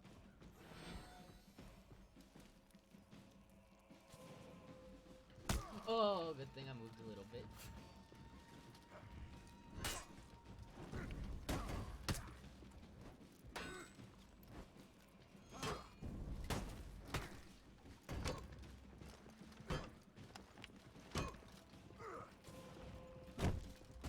Enemy team is breaking.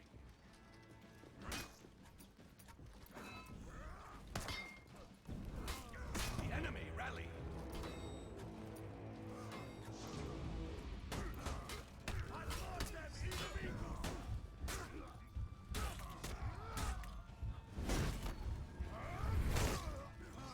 Oh, I didn't get it. I was like the frame away. Oh, that's it. I was so close to killing it. You Getting lost the Zone execution A. heal. Not fair. Walking's faster. Probably like Headhunter's the fastest one. Get out of the way!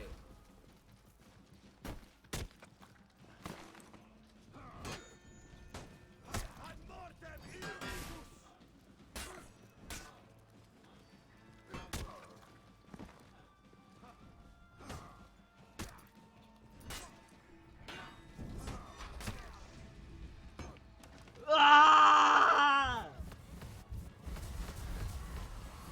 I'm not hearing that.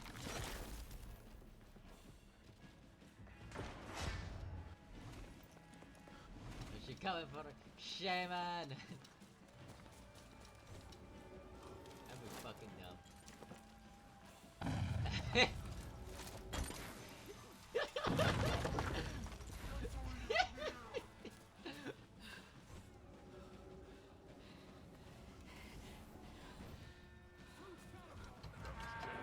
Ah!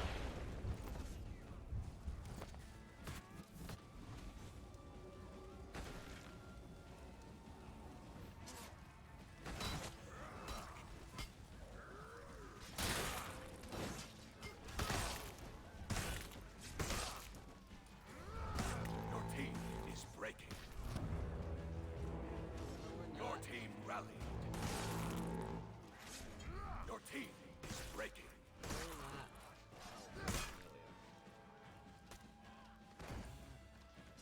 Look at that. Oh, shit.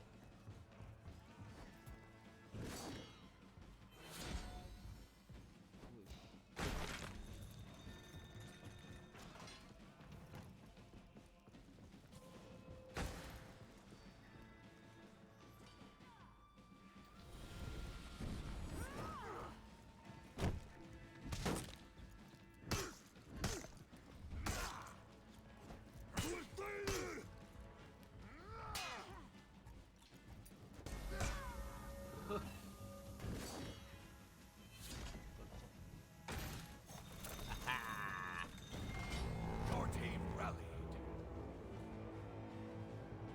See how bonk! Ah! Douche! Ah! Okay, right here. Your team is breaking.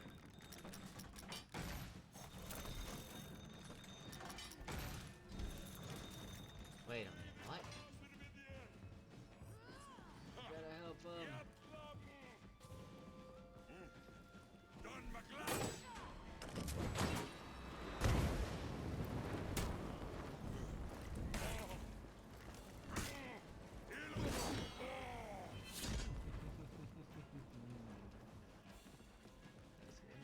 I'll stay and guard the body because you don't want to, obviously. Where'd the body go? Oh, that bitch? Oh yeah, there's two guys.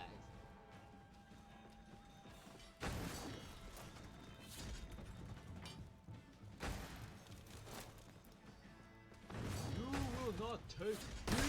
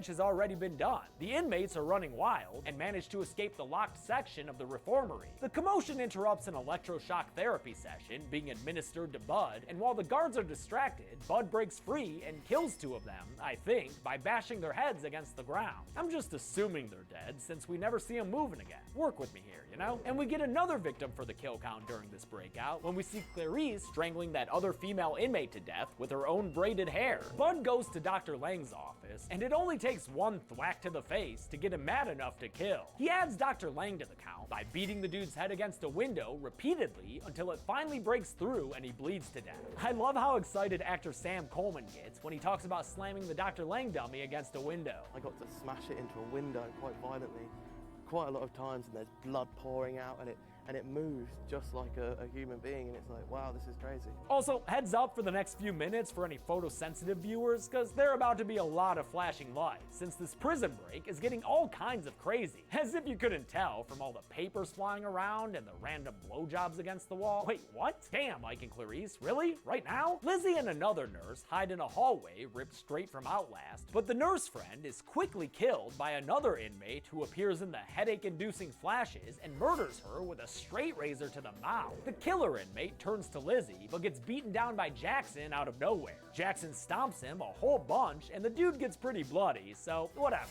I'll put him on the count, even though I'm not positive he was killed. Jackson helps Lizzie up, and together they run outside, where they're promptly taken captive by Ike and Clarice. The dangerous duo beats them, defeats them, and sticks them in the trunk so they can get the heck out of Gorman. On their way out, a random dude in a wheelchair is thrown from an upper story window, so I'll just go ahead and put him on the kill count too. Ike picks up Bud in their stolen car, and after making everyone change their clothes, Ike tells Lizzie, Jackson, and Bud that they're going down to Mexico, and if any one of them tries to run, why, he'll just go ahead and kill the others. The next day, they crest a hill and find a barbecue place, and since they're awful hungry, and since barbecue doesn't equal people meat yet, they make Bud stay outside while the others grab some chow. Jackson and Lizzie sit there looking like Baby and Deborah, and he laments that they're not just regular kids on a date, kinda like how Clarice and Ike are acting. But those two firebrands can't stay innocent and giggly for long. Let's start some shit out. In the span of a few seconds, they go full on Mickey and Mallory,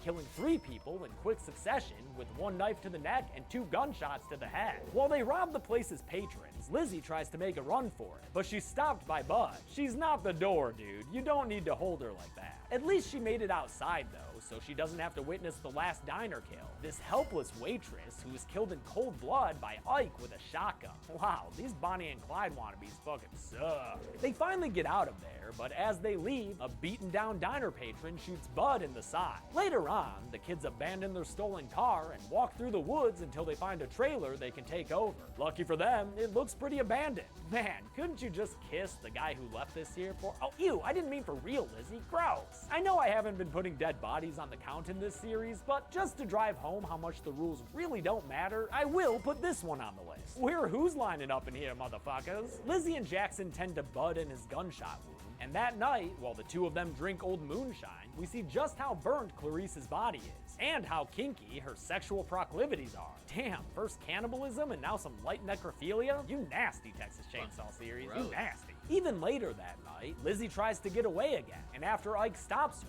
he yells at Bud for being a bad lookout. You're an idiot and a fool, and I don't know why God bothered to make you. Now get away from me. Harsh words, dude. And you know what? You're not such a good lookout yourself. Otherwise, you might have seen Bud coming from behind to knock you the fuck out. Bud drags Ike to a killing spot. Ooh, these guys are cool. Samurai.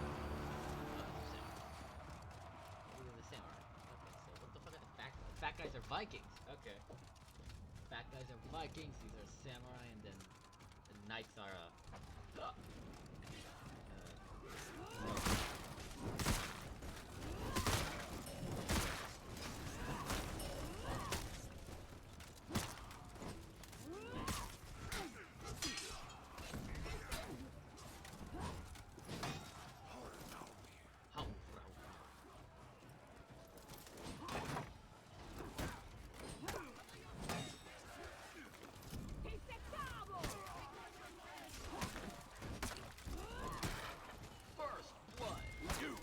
Zone C.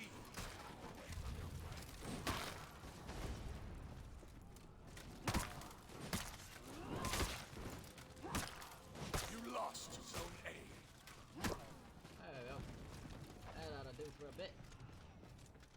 Tarce cortuum.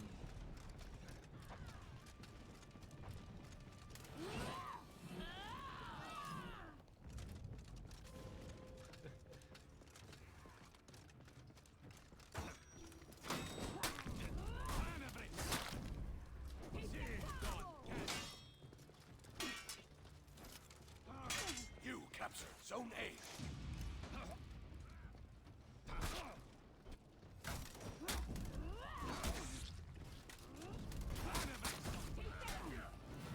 What? It said it was on the other side. You lost Zone C. How do I make the things fall? How do you get the fucking sides to fall? You lost Zone A. Is it just lucky or something?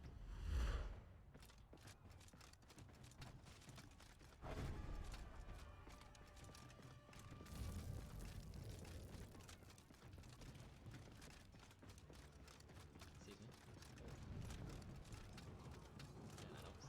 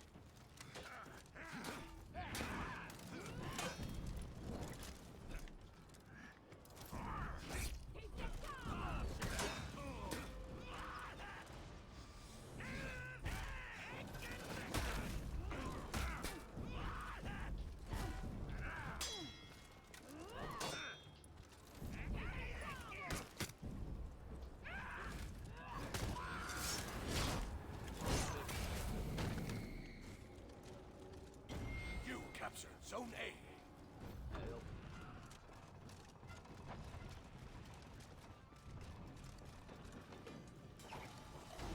He's busy over there.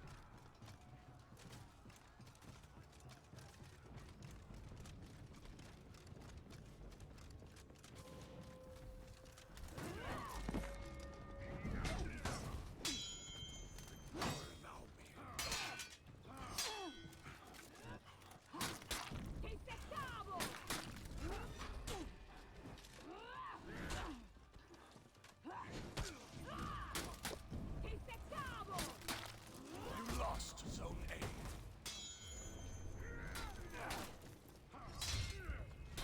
What?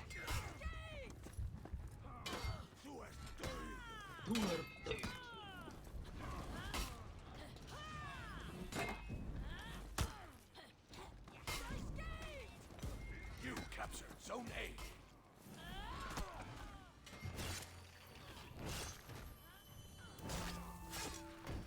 Get me. You captured Zone C. Would have been in trouble without you. There we go. 5. That's pretty good.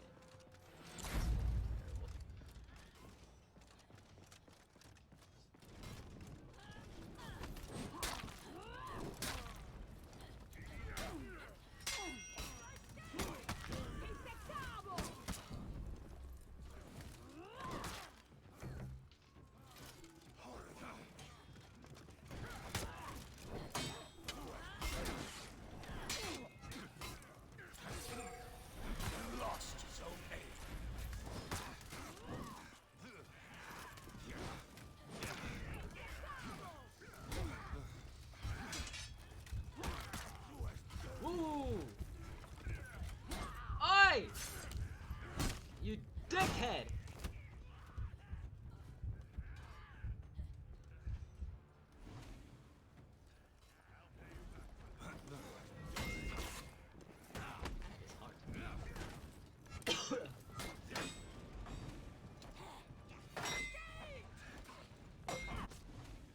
see how that fight goes, but I want to play. I'll go get A. I can go get point A.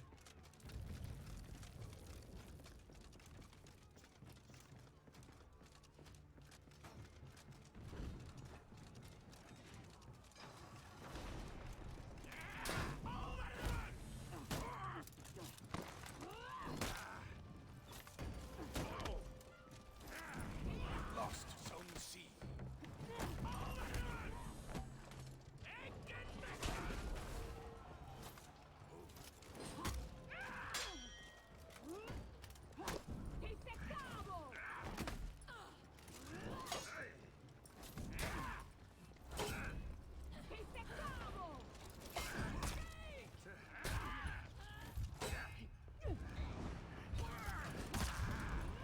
Oh, what?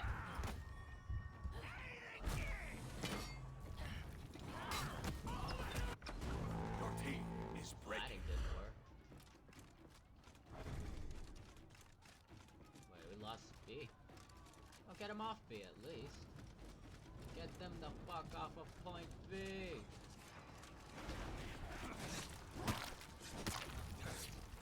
Your team rallied.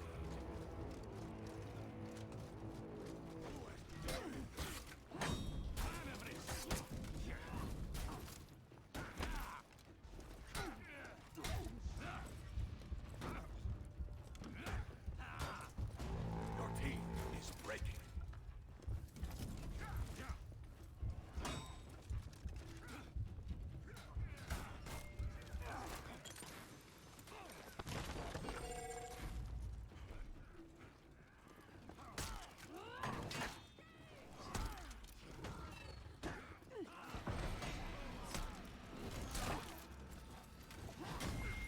Your team rallied.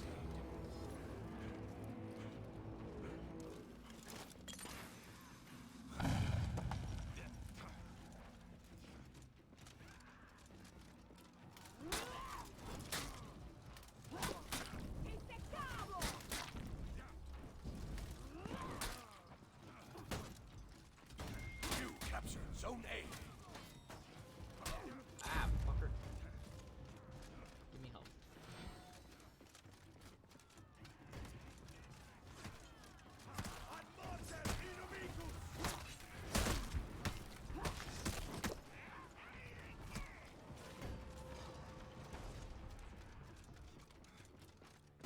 Enemy team is breaking.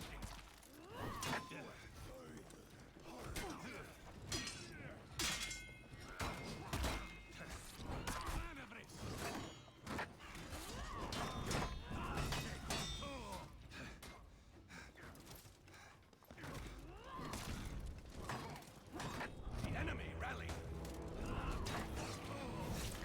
Your team is breaking.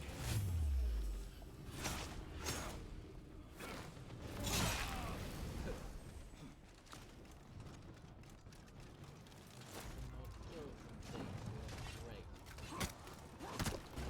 Enemy team is breaking. They break. Or they don't become unbroken when we lose a point. Oh, that should last a little bit. Your team rallied.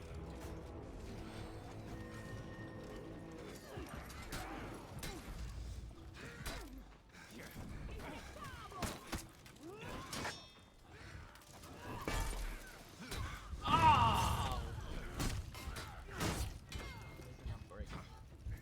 Wait a minute, I didn't get executed.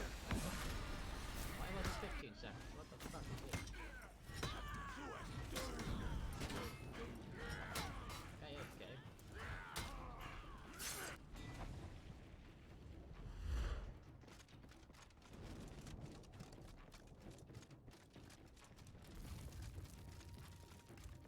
I wonder if I could Hail Mary a bomb.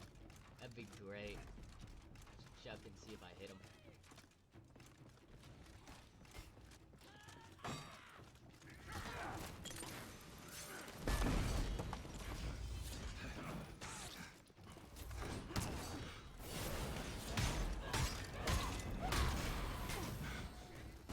Your team is breaking.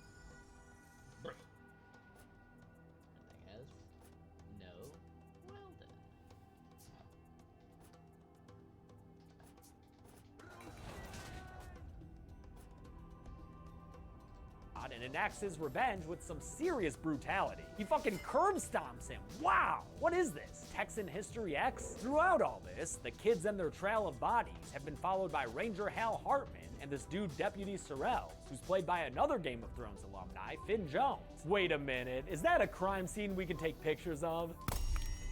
Huh, even with that, this movie still doesn't feel like it's part of the Texas Chainsaw series. The law enforcement officers eventually find Clarice in the woods, where Sorrells holds her at gunpoint and disarms her. Not in the like Leatherface in the remake kind of way, he just takes her guns away. Hartman arrives and beats her down, then tortures her, trying to find out where the others are. And if you think that's bad, just wait until she mentions his dead daughter. You're just a sad old man crying over a stupid dead little girl.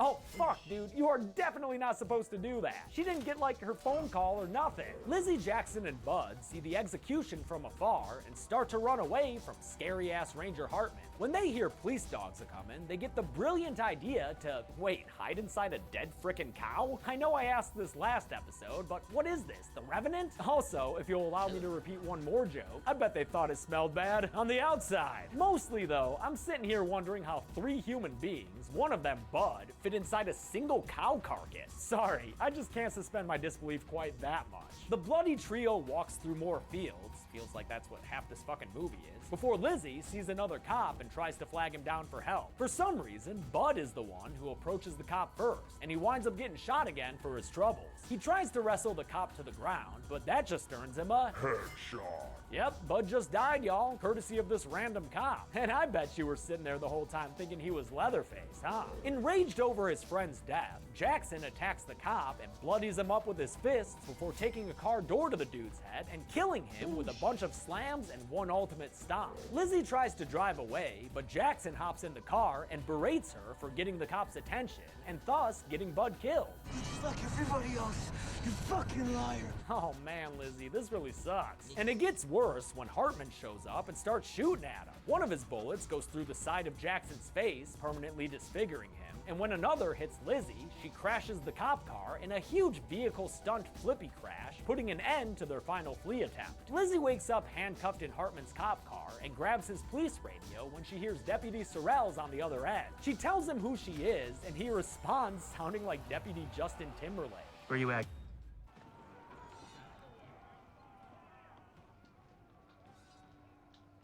Which one's this one? Forward! Oh, this map. This map is okay. The one with the idol, yeah.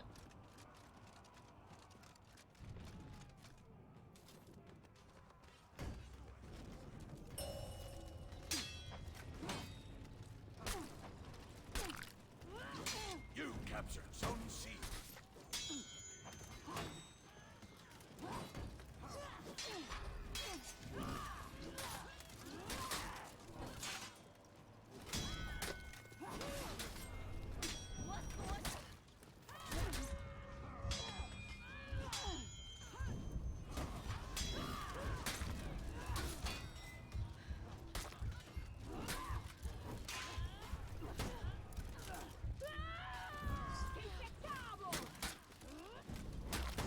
What? No! That was mine! You lost Zone A. Come on, dickheads, help me out. Oh, it was mine! I got the bitch out the window.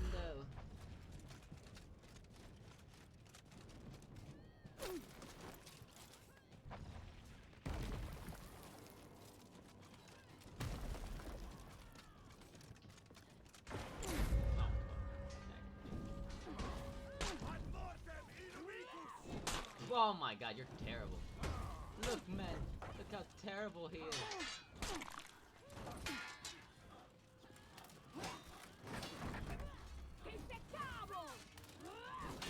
Oh.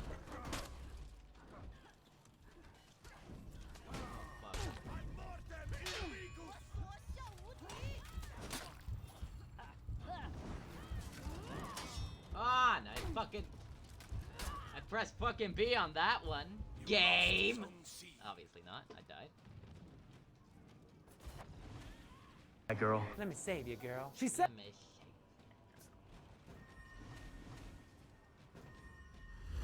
Alright, guys can always help him. I'm gonna go get the thief.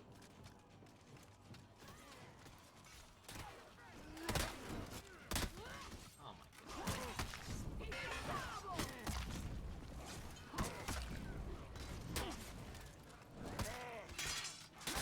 You captured Zone C.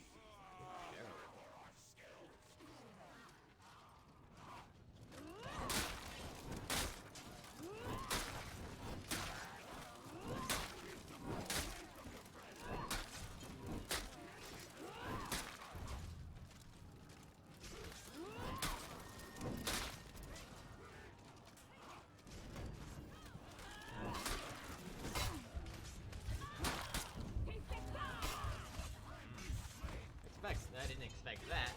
I thought I would assume she dodged aside, but she dodged and hit me. Oh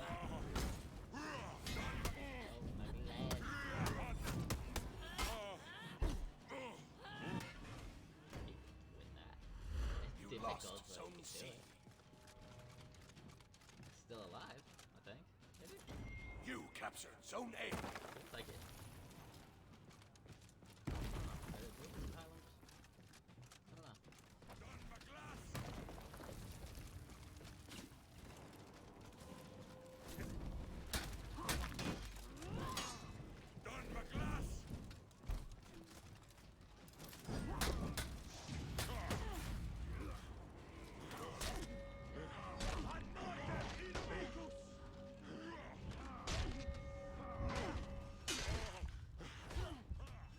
That's fucking suckish.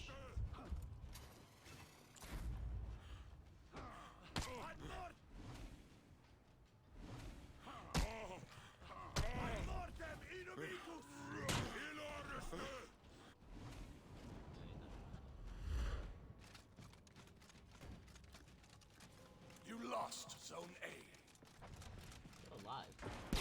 Ah, you fucking cocksucker.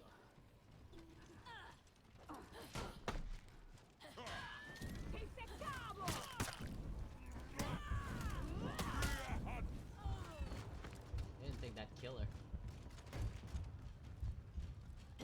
You captured Zone C.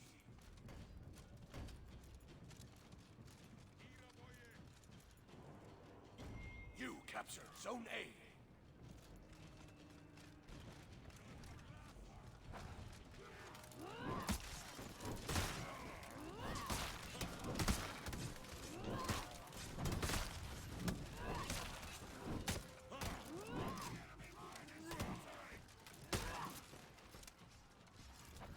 Fuck out of the way, guy.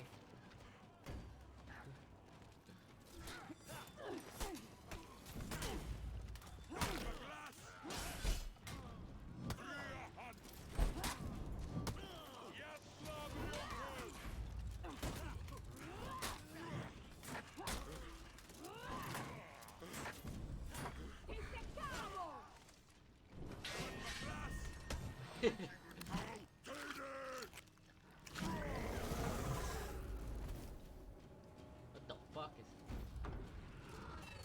I'll pay you back for this.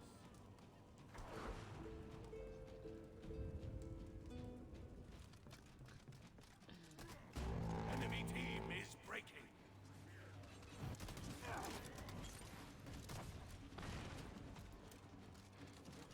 The enemy rally.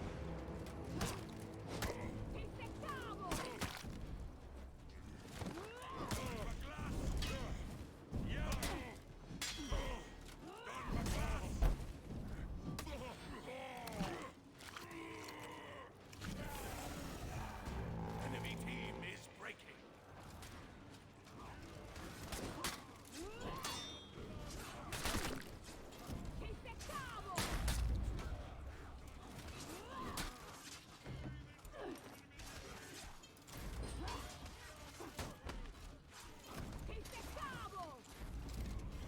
You captured Zone C.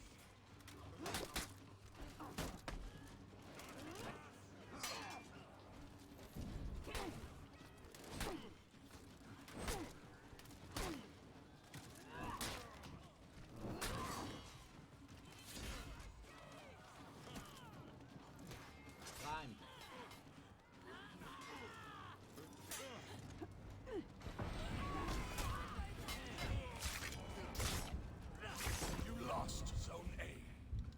load of shit.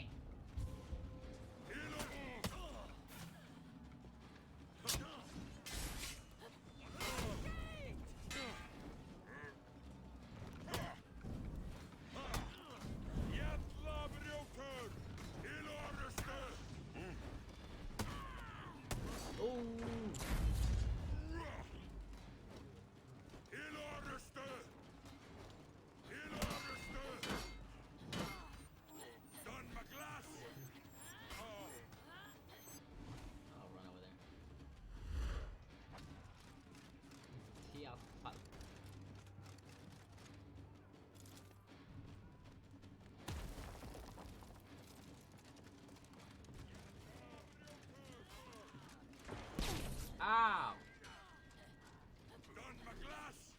Fuck. Are you fucking kidding me? Help me. You captured No. Zone A. Land there, get me.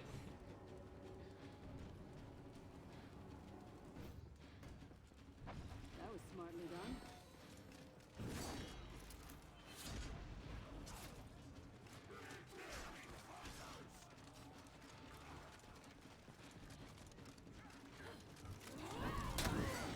Victory.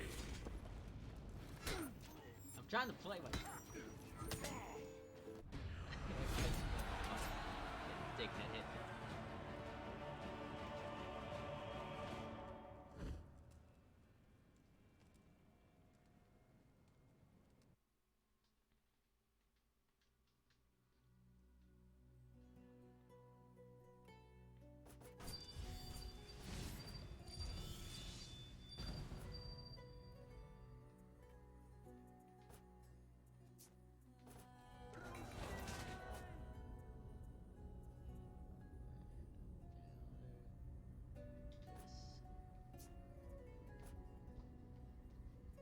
Says she's at a barn before she's yanked out of the car by Hartman and then taken inside where he lays bare this movie's big twist. Jackson?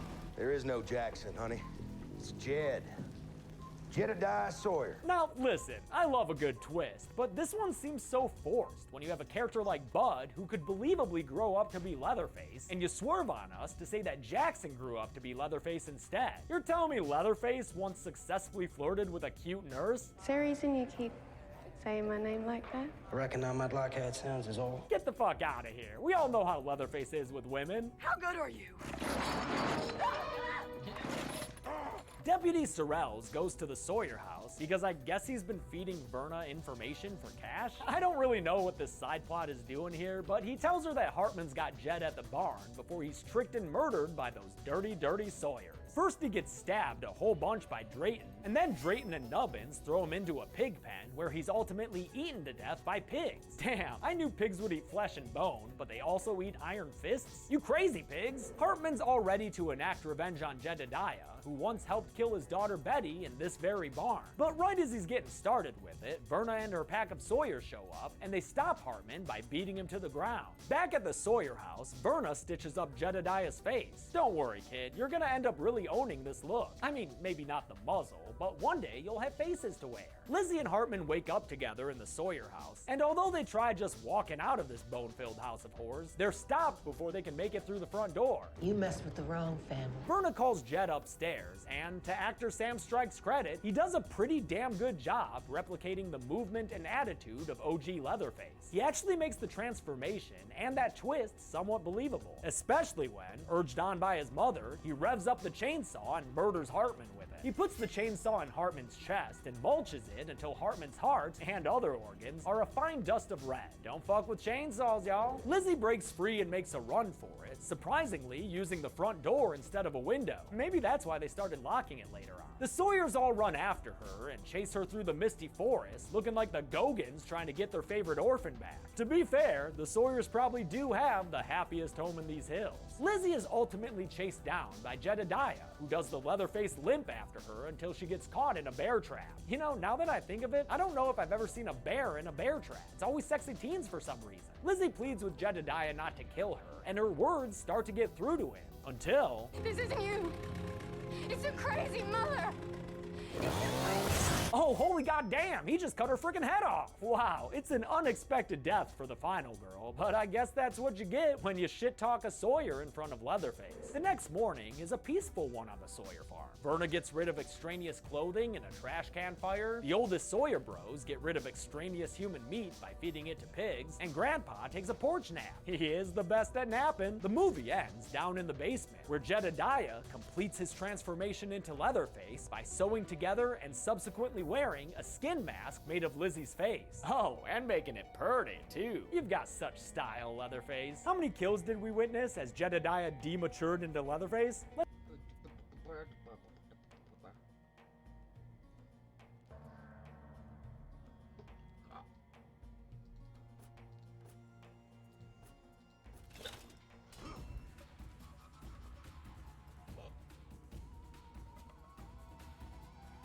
Let's chainsaw dance.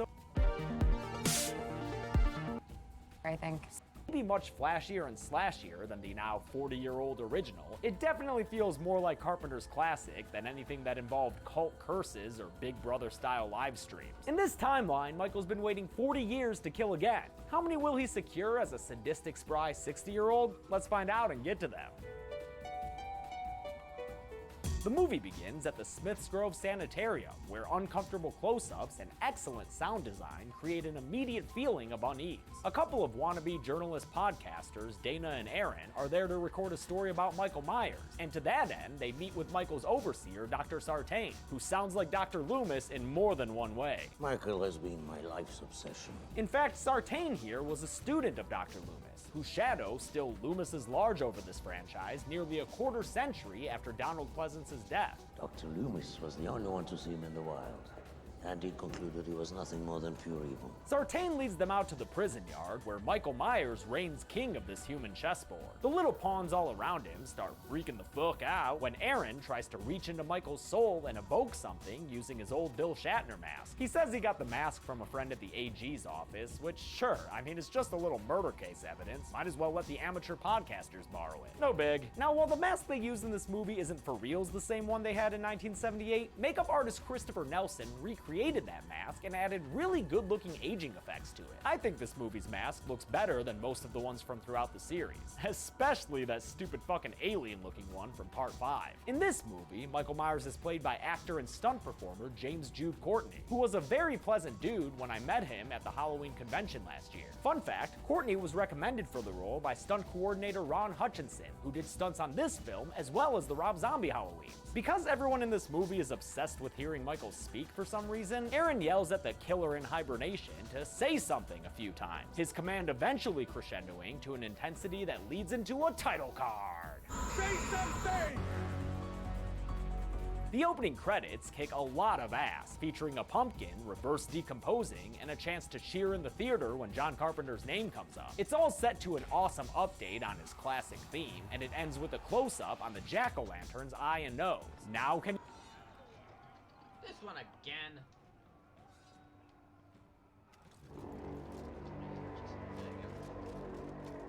Let's go, fat guys.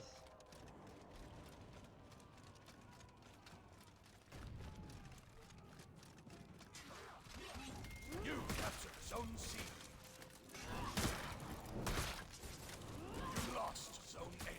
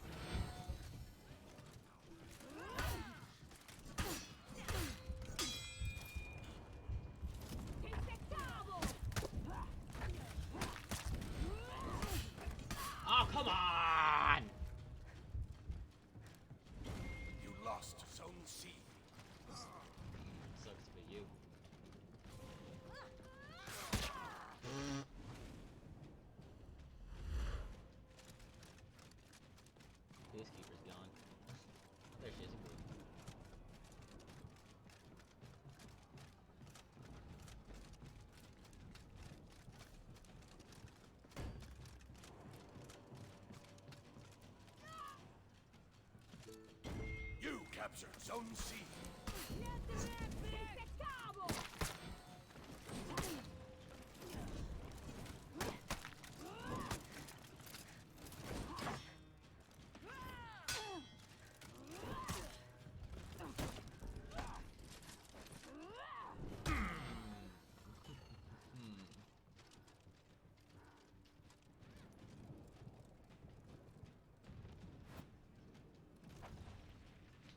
Play it. Why won't you fucking play it? You bitch.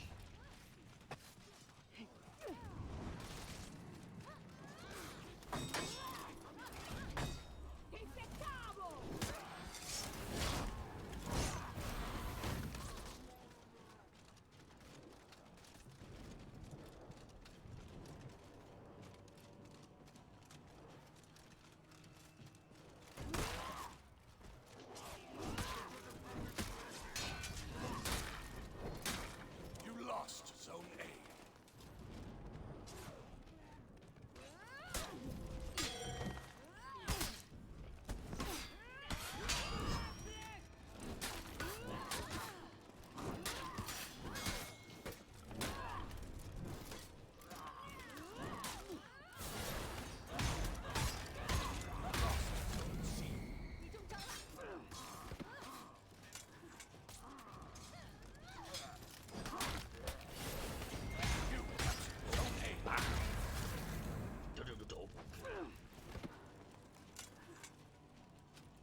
That worked out well. See what I can get from here.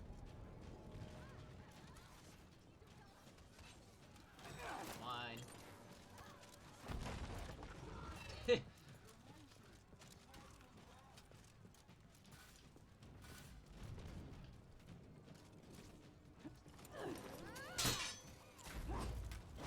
You captured Zone C.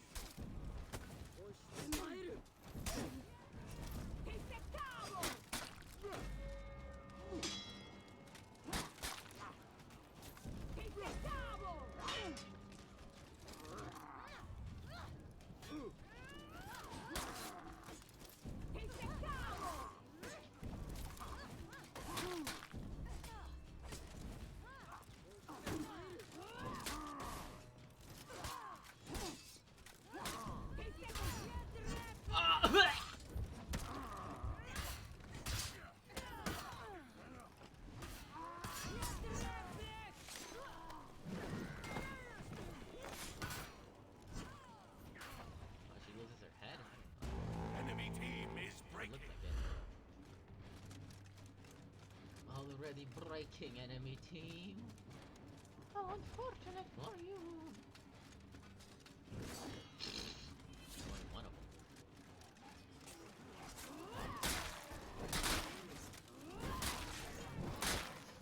The enemy rally.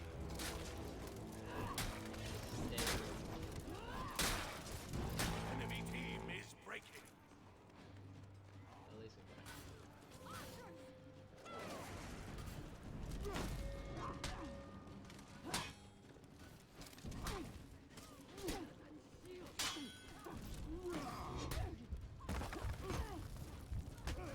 The enemy rally. Fucking hell. Save me! Keep that fucker against the wall. Now get me up.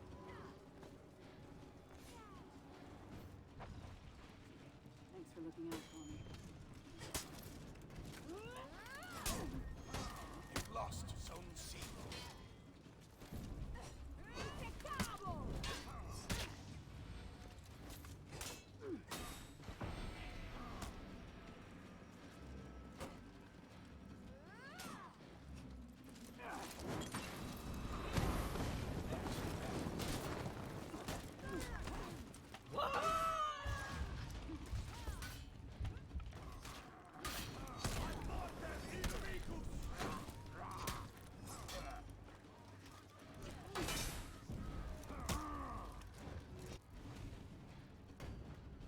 We almost made it. Some more action. You captured Zone C. Enemy team is breaking.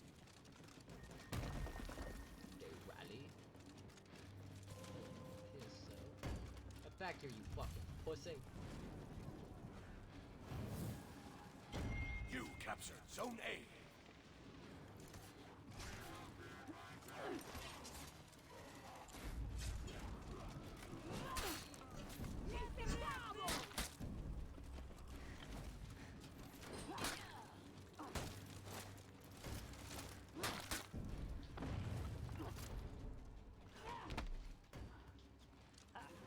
Lost Zone C.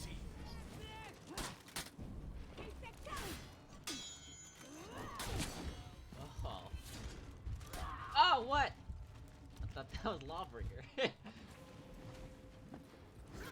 that guy a dipshit? Did he just leave his partner there? Oh wait, they're not breaking. I don't know. They were.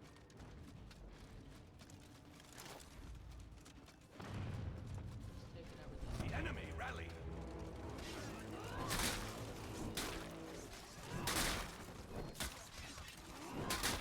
Enemy team is breaking.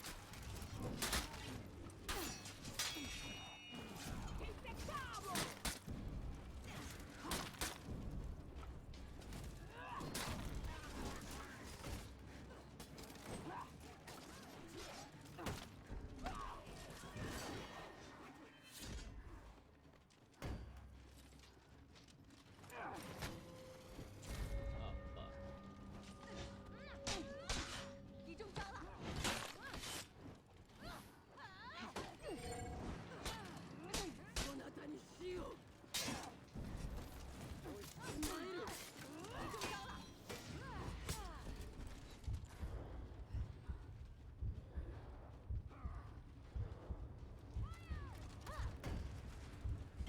You captured Zone A.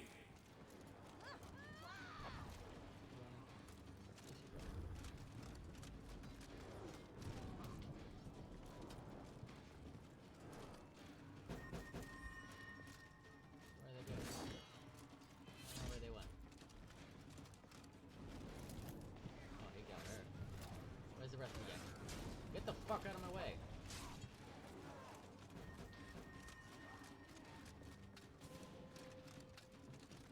Fiat Flash!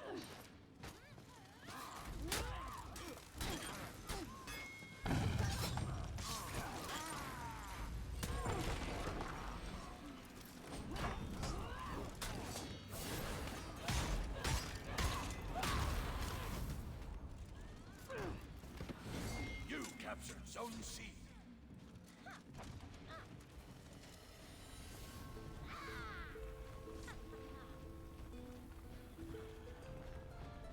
Victory.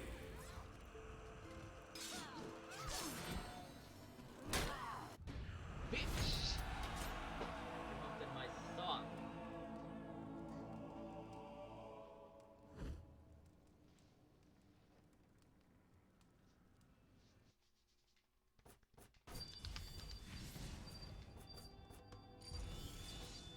Too much shit in my inventory. 3 more Dominion zones.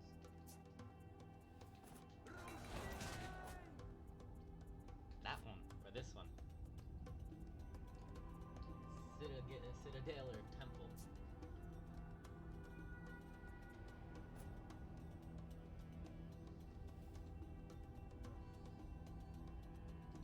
Can you tell it's Michael holding a knife? So many of you couldn't see it in the original, even after I pointed it out, so maybe that's why they made it a lot more clear this time through. When we come back, we find our intrepid podcasters driving around Haddonfield, Illinois and recording some shithouse quality audio. Seriously, as I mentioned before in the dare I say fantastic trailer reaction video that Chelsea and I did for this movie, we've used the Tascam DR40 extensively. And if you want to know what it would sound like recording without an external mic like Aaron's doing, then here. This is what it sounds like. It sounds like shit. Aaron and Dana pull up to some private property that's fenced in like a T-Rex pen and has a security camera keeping guard. This is the home of Laurie Strode, and the podcasters earn access with the promise of a $3,000 bribe, or speaking fee. Laurie's house is a full-on isolationist bunker, and it's in this home of floodlights that we get to see the world's most famous final girl again, just after she takes care of all these locks and barriers. We good? Okay, one more. There she is. Hell yeah, Jamie Lee Curtis. It's great to see you again. Laurie's not very receptive to these yahoos who are prying at her personal history so they can get more downloads for their podcast. Through them, we learn that she's twice divorced and currently estranged from her daughter's family. The conversation is obviously very painful for Laurie, which makes this whole scene great commentary on how any jackass with a Tascam can fancy themselves the next Serial and go invade communities and personal lives. Laurie ain't having it though, and sends these podcasters back to whatever shit town they came from. Let's meet Laurie's estranged family that we just heard about. They consist of her daughter Karen, played by Judy Greer, Karen's husband Ray, played by strongest man in the world Toby Huss, and their National Honor Society daughter Allison, played by quote-unquote newcomer Andy Matichak. They're introduced to us in a breakfast scene, which is always fun. Remember the Rob Zombie one? Bitch, I will crawl over there and I will skull fuck the shit out of you. Let's see how this family compares. Oh man, I got peanut butter on my penis. Weirdly similar. I guess whether you're white trash or National Honor Society, breakfast is a good time to talk about penises. As we already learned through those prodding podcasters, Laurie Strode's not on good terms with her daughter's family. Although it sounds like Allison wants to be closer to Gram than her mom Karen will allow. She expresses this frustration to everyone in her social circle. Let's see, we've got her best friend Vicky, who's all about that boba. Vicky's boyfriend Dave, a stoner played by the son of Tim Robbins and Susan Sarandon, whose mischief involves blowing up pumpkins. Her bad boy boyfriend Cameron, who's more interested in the next night's Halloween party than meeting Allison's parents at a dinner that night. And Cameron's best friend Oscar, a mini Josh Gad who serves as some solid comic relief. You know, you're two yucky dumpsters, and I want to go die, but come here. Mwah. While Allison's in class, we get a nod to that scene from the original when Laurie glanced out a window to see Michael Myers. But unlike when they alluded to that scene in H2O, with Michelle Williams also seeing Michael when she looked out her classroom window, this time through, it's Laurie herself standing there stalking. This movie does that a lot. It has Laurie replacing Michael in new renditions of classic shots. It's a fun way to touch on the theme of Laurie and Michael being forever connected, even without the familial relationship. Laurie's at the school to pass along that podcaster pay-to-play money to Allison for her National Honors accomplishments. And during their fraught conversation, Laurie defends her parenting techniques that wound up causing her to lose custody of her daughter when Karen was 12 years old. If the way I raised your mother means that she hates me, but that she's prepared for the horrors of this world, then I can live with that. Laurie is definitely prepared for the horrors of this world, with a home shooting range full of mannequins and a bunch of guns, including one of those lever-action rifles that Ash had in Army of Darkness, and that I... Steal the gate! Go, go, go.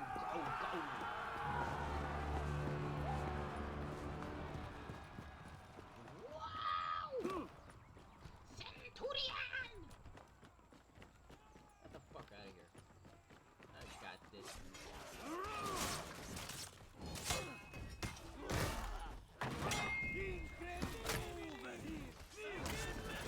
You captured Zone A.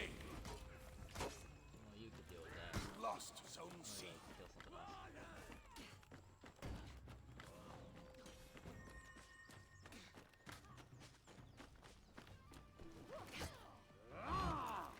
Incontinent!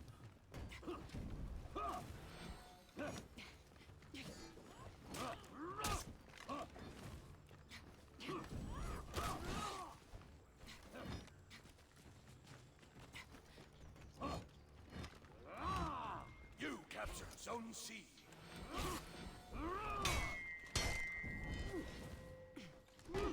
Dickhead! Fucked it all up.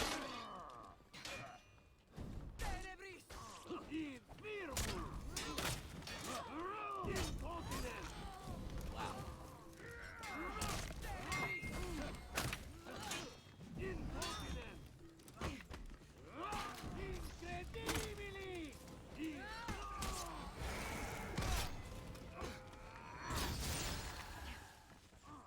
You lost Zone C.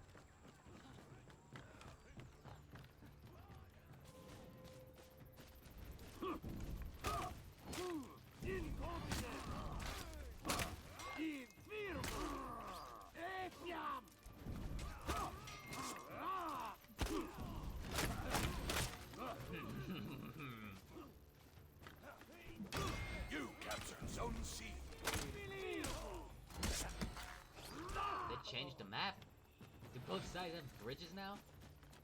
Oh, but I like the stone path. It was so cheese. It's funny.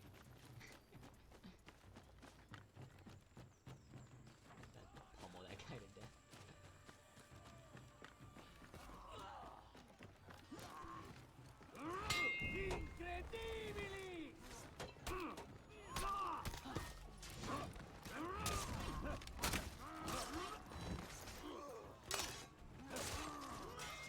You lost Zone C.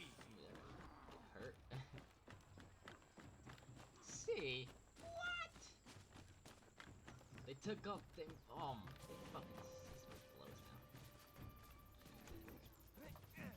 now. You lost Zone A. Oh.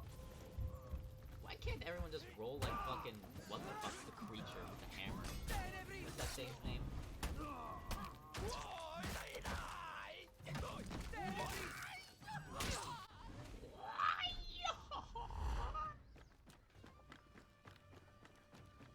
Do we have C? We're pushing this way. No, we don't have C. I can miss gun.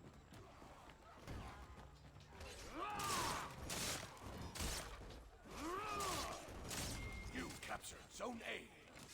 Oh, we got it. Zone C it is.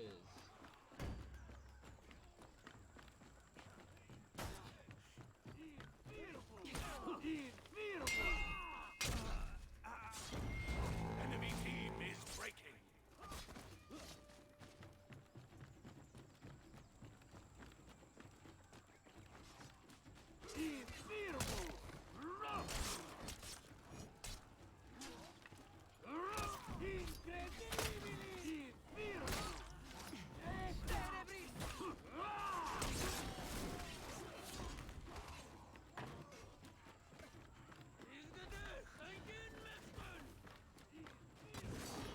Victory!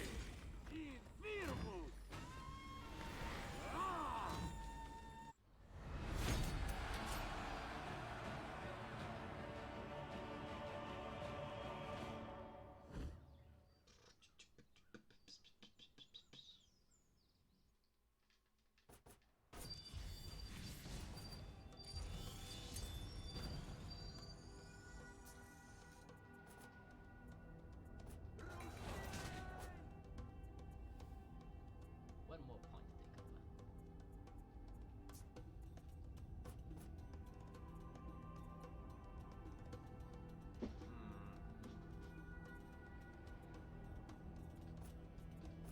One or the other.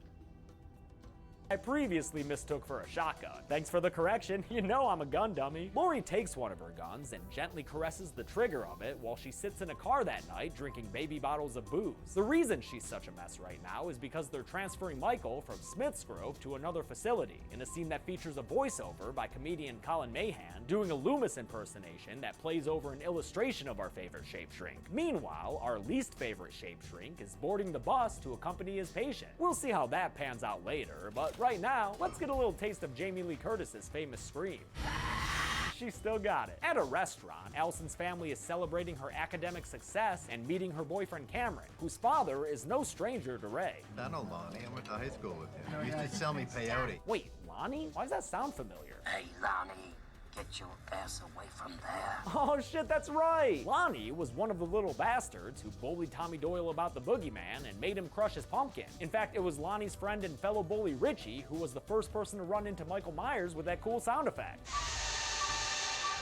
Lori crashes the family dinner and chases down all that airplane alcohol with a full glass of red. This is exactly why we don't reach out. Damn, Karen don't fuck around. But you can't really blame her. I mean, who wants their drunk mom crying all over their entrees? Even if it does give this movie a chance to reference Michael's OG nickname. I saw him.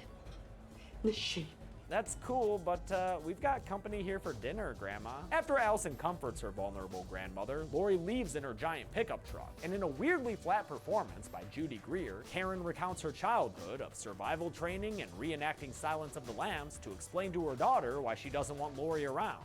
I've spent my entire life trying to get over the paranoia and neuroses that she has projected on me. Maybe the monotone is supposed to stem from digging up childhood trauma, but still seems kind of weird. Speaking of interesting vocal performances, here's this kid. His name is Kevin, and he is not excited about going on a hunting trip with his dad. I enjoy it, but I'm missing dance class for this. Yeah, also, he sounds like he just spent the first 15 years of his life screaming his lungs out. He and his dad come across the Smiths Grove bus on the side of the road. The inmates wandering around, much like they did in that shot from the original when Loomis and Marion Chambers found them freed from the sanitarium. Kevin's dad gets out to see what's going on while Kevin calls the police, but when his pops doesn't return, Kevin takes his hunting rifle and checks out things for himself. He finds a guard or cop or someone on the side of the road and for some reason keeps his gun trained on him like the dude's an 8-bit duck trying to fly off screen. The guy isn't dead when Kevin finds him, but he seems to have bit the dust by time we cut to a long shot. So I'm fine with having him kick off the count. Our first kill a full 30 minutes into the movie. Kevin approaches the bus looking for his dad, but instead he just showcases more crappy firearm training. Don't shoot! And then he flees from the scene of the crime? Damn kid, who raised you? When he climbs back into his truck to get out of there, Michael stops him by rising from the back seat and grabbing him by the neck. You might expect this kid to live because of his age, but nah son, Michael Myers ain't playing 40 years later, and he kills Kevin by breaking his neck against the car window. Yeah dude, they killed a kid. Although to be fair, the series did do that already back in Season of the Witch. Since Kevin managed to call the cops before his untimely demise, Deputy Frank Hawkins shows up on the scene to reveal another couple of bodies to add to the count. We don't need to add this body in the background, because turns out that's Kevin. Just compare the clothes, it's clearly the same outfit. We can, however, add this cop who Hawkins notices on the side of the road. And before you even start, I don't think it's the same dude that Kevin found. Just compare where the two bodies are. They're on separate sides of the bus. They're also in different positions, and I don't think the cop Kevin found had enough life left in him to crawl that far away from his original spot. We get another body to add to the count when Hawkins finds Kevin's dad up against the side of the bus. His neck's so broken that it almost looks like there's some extra vertebrae in there. Ouch! When Hawkins checks the bus for any more bodies, he finds Dr. Sartain, who survived getting shot by Kevin and who tells Hawkins that Michael Myers has escaped. The next day, on Halloween, the podcasting duo heads to the Haddonfield Cemetery to look at Judith Myers' grave, where Erin describes her death in such detail that it evokes flashbacks to the original. Here we have another great bit of commentary, this time on how some true crime podcasters seem to get off on the morbid descriptions of the victims they're covering. It's kind of unsettling. Oh, and speaking of unsettling, Michael's there in the background watching them all the while. In fact, after they stop at a gas station, where I think Dana says she needs to drop a deuce,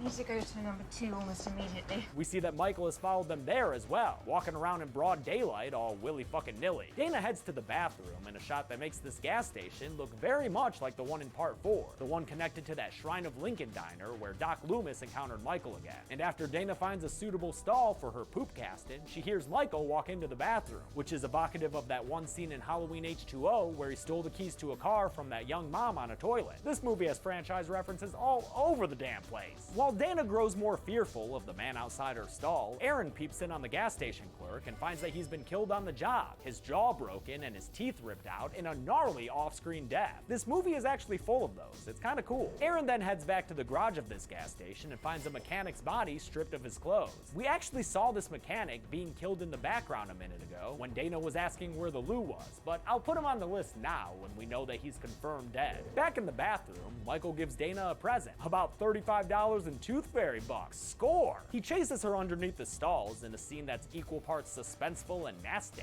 until Erin rushes into the bathroom to save her. Michael responds by grabbing Erin and beating him completely senseless, bashing his head against the wall and then the stall door a whole bunch of times. It's very violent. And although we see Erin clinging to life, the last shot of him does show his eyes closing, so I'm just gonna add him to the list. If he comes back in a sequel, don't bite my head off. This dude's injuries seem pretty damn fatal to me. As for Dana, she gets confirmed killed just off screen, after Michael raises her up by the throat and breaks her neck with a nasty crunch. Oh no, with these two dead, their audience will have to choose to listen to one of the 5,000 other true crime podcasts. What a bummer. With his warm-up kills out of the way, Michael takes his mask out of Erin and Dana's trunk and suits up to his final evolved form. Mike Myers is back, baby, and he ain't here to be anybody's love guru. After Lori hears about Michael's escape from the prison bus on a new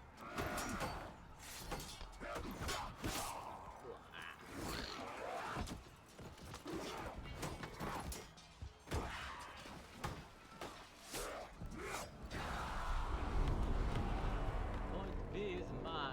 In 3 swings, I shall have it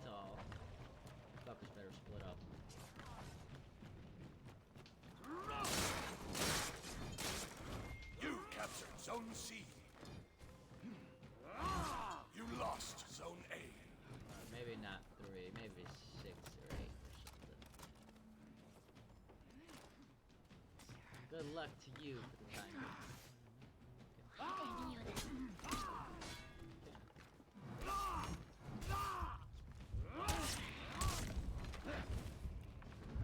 What? Come the fuck on. Oi, where'd he go? I want to get the point. Alright, You captured Zone A. that was terrible. I got hit by 4 heavies.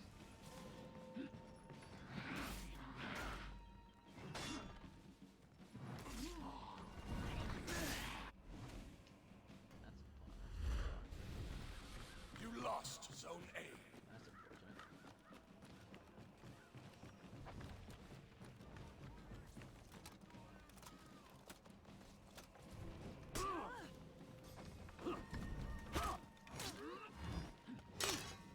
That's unfortunate.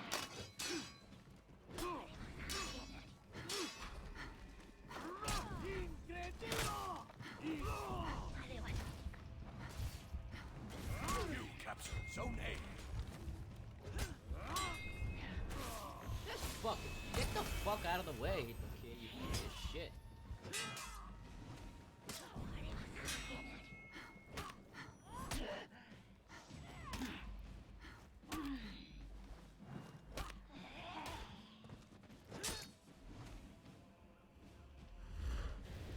See how that fight went. Oh, she won it. Should've stayed and watched. Piece of shit. I could have won that if I wasn't so bad. Just unfocus on that one bitch.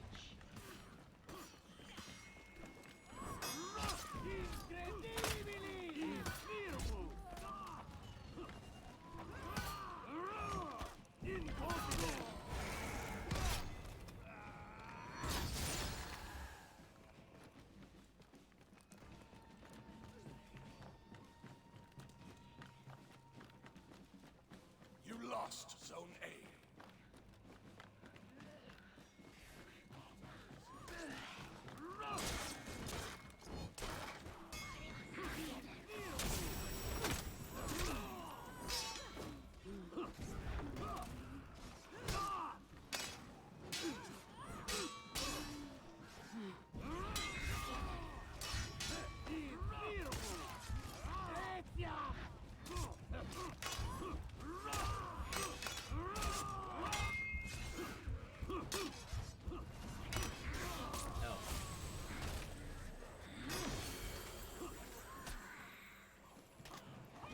You captured Zone A.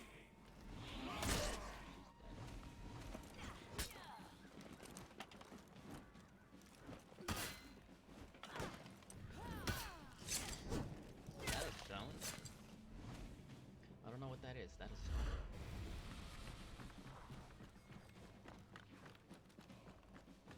Heavy. Or do I just do it slowly?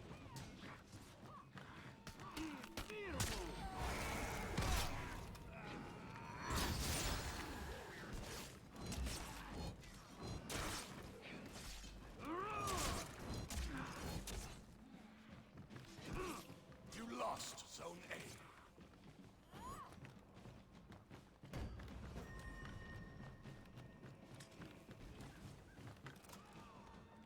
Didn't go the way I hoped she would.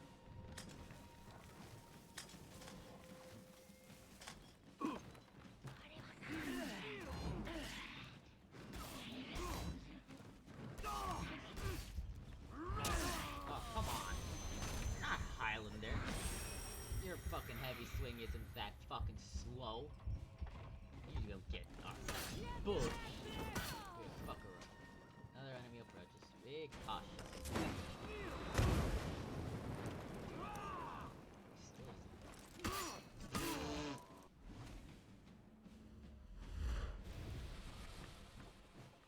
Enemy team is breaking. Come here, you bitch.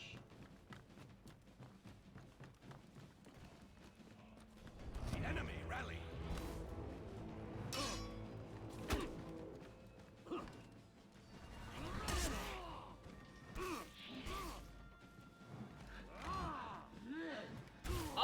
my god, will you stop being such a fucking idiot? I killed myself there. I keep trying to fucking parry everything. Just block it. You can't parry because you fucking suck. Just block it.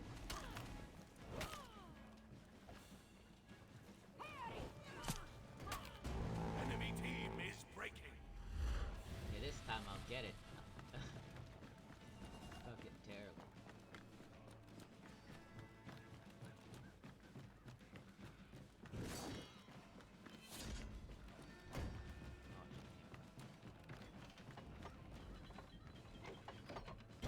You capture Zone A. Better, dude.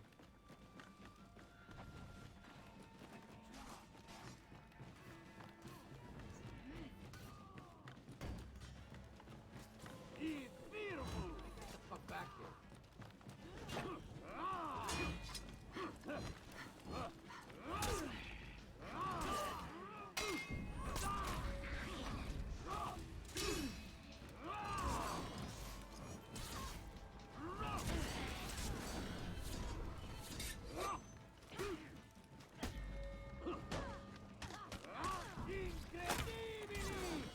Victory. Ah, triple. Quadruple kill. Quadruple. Ridiculous. Yes, it was. Yeah.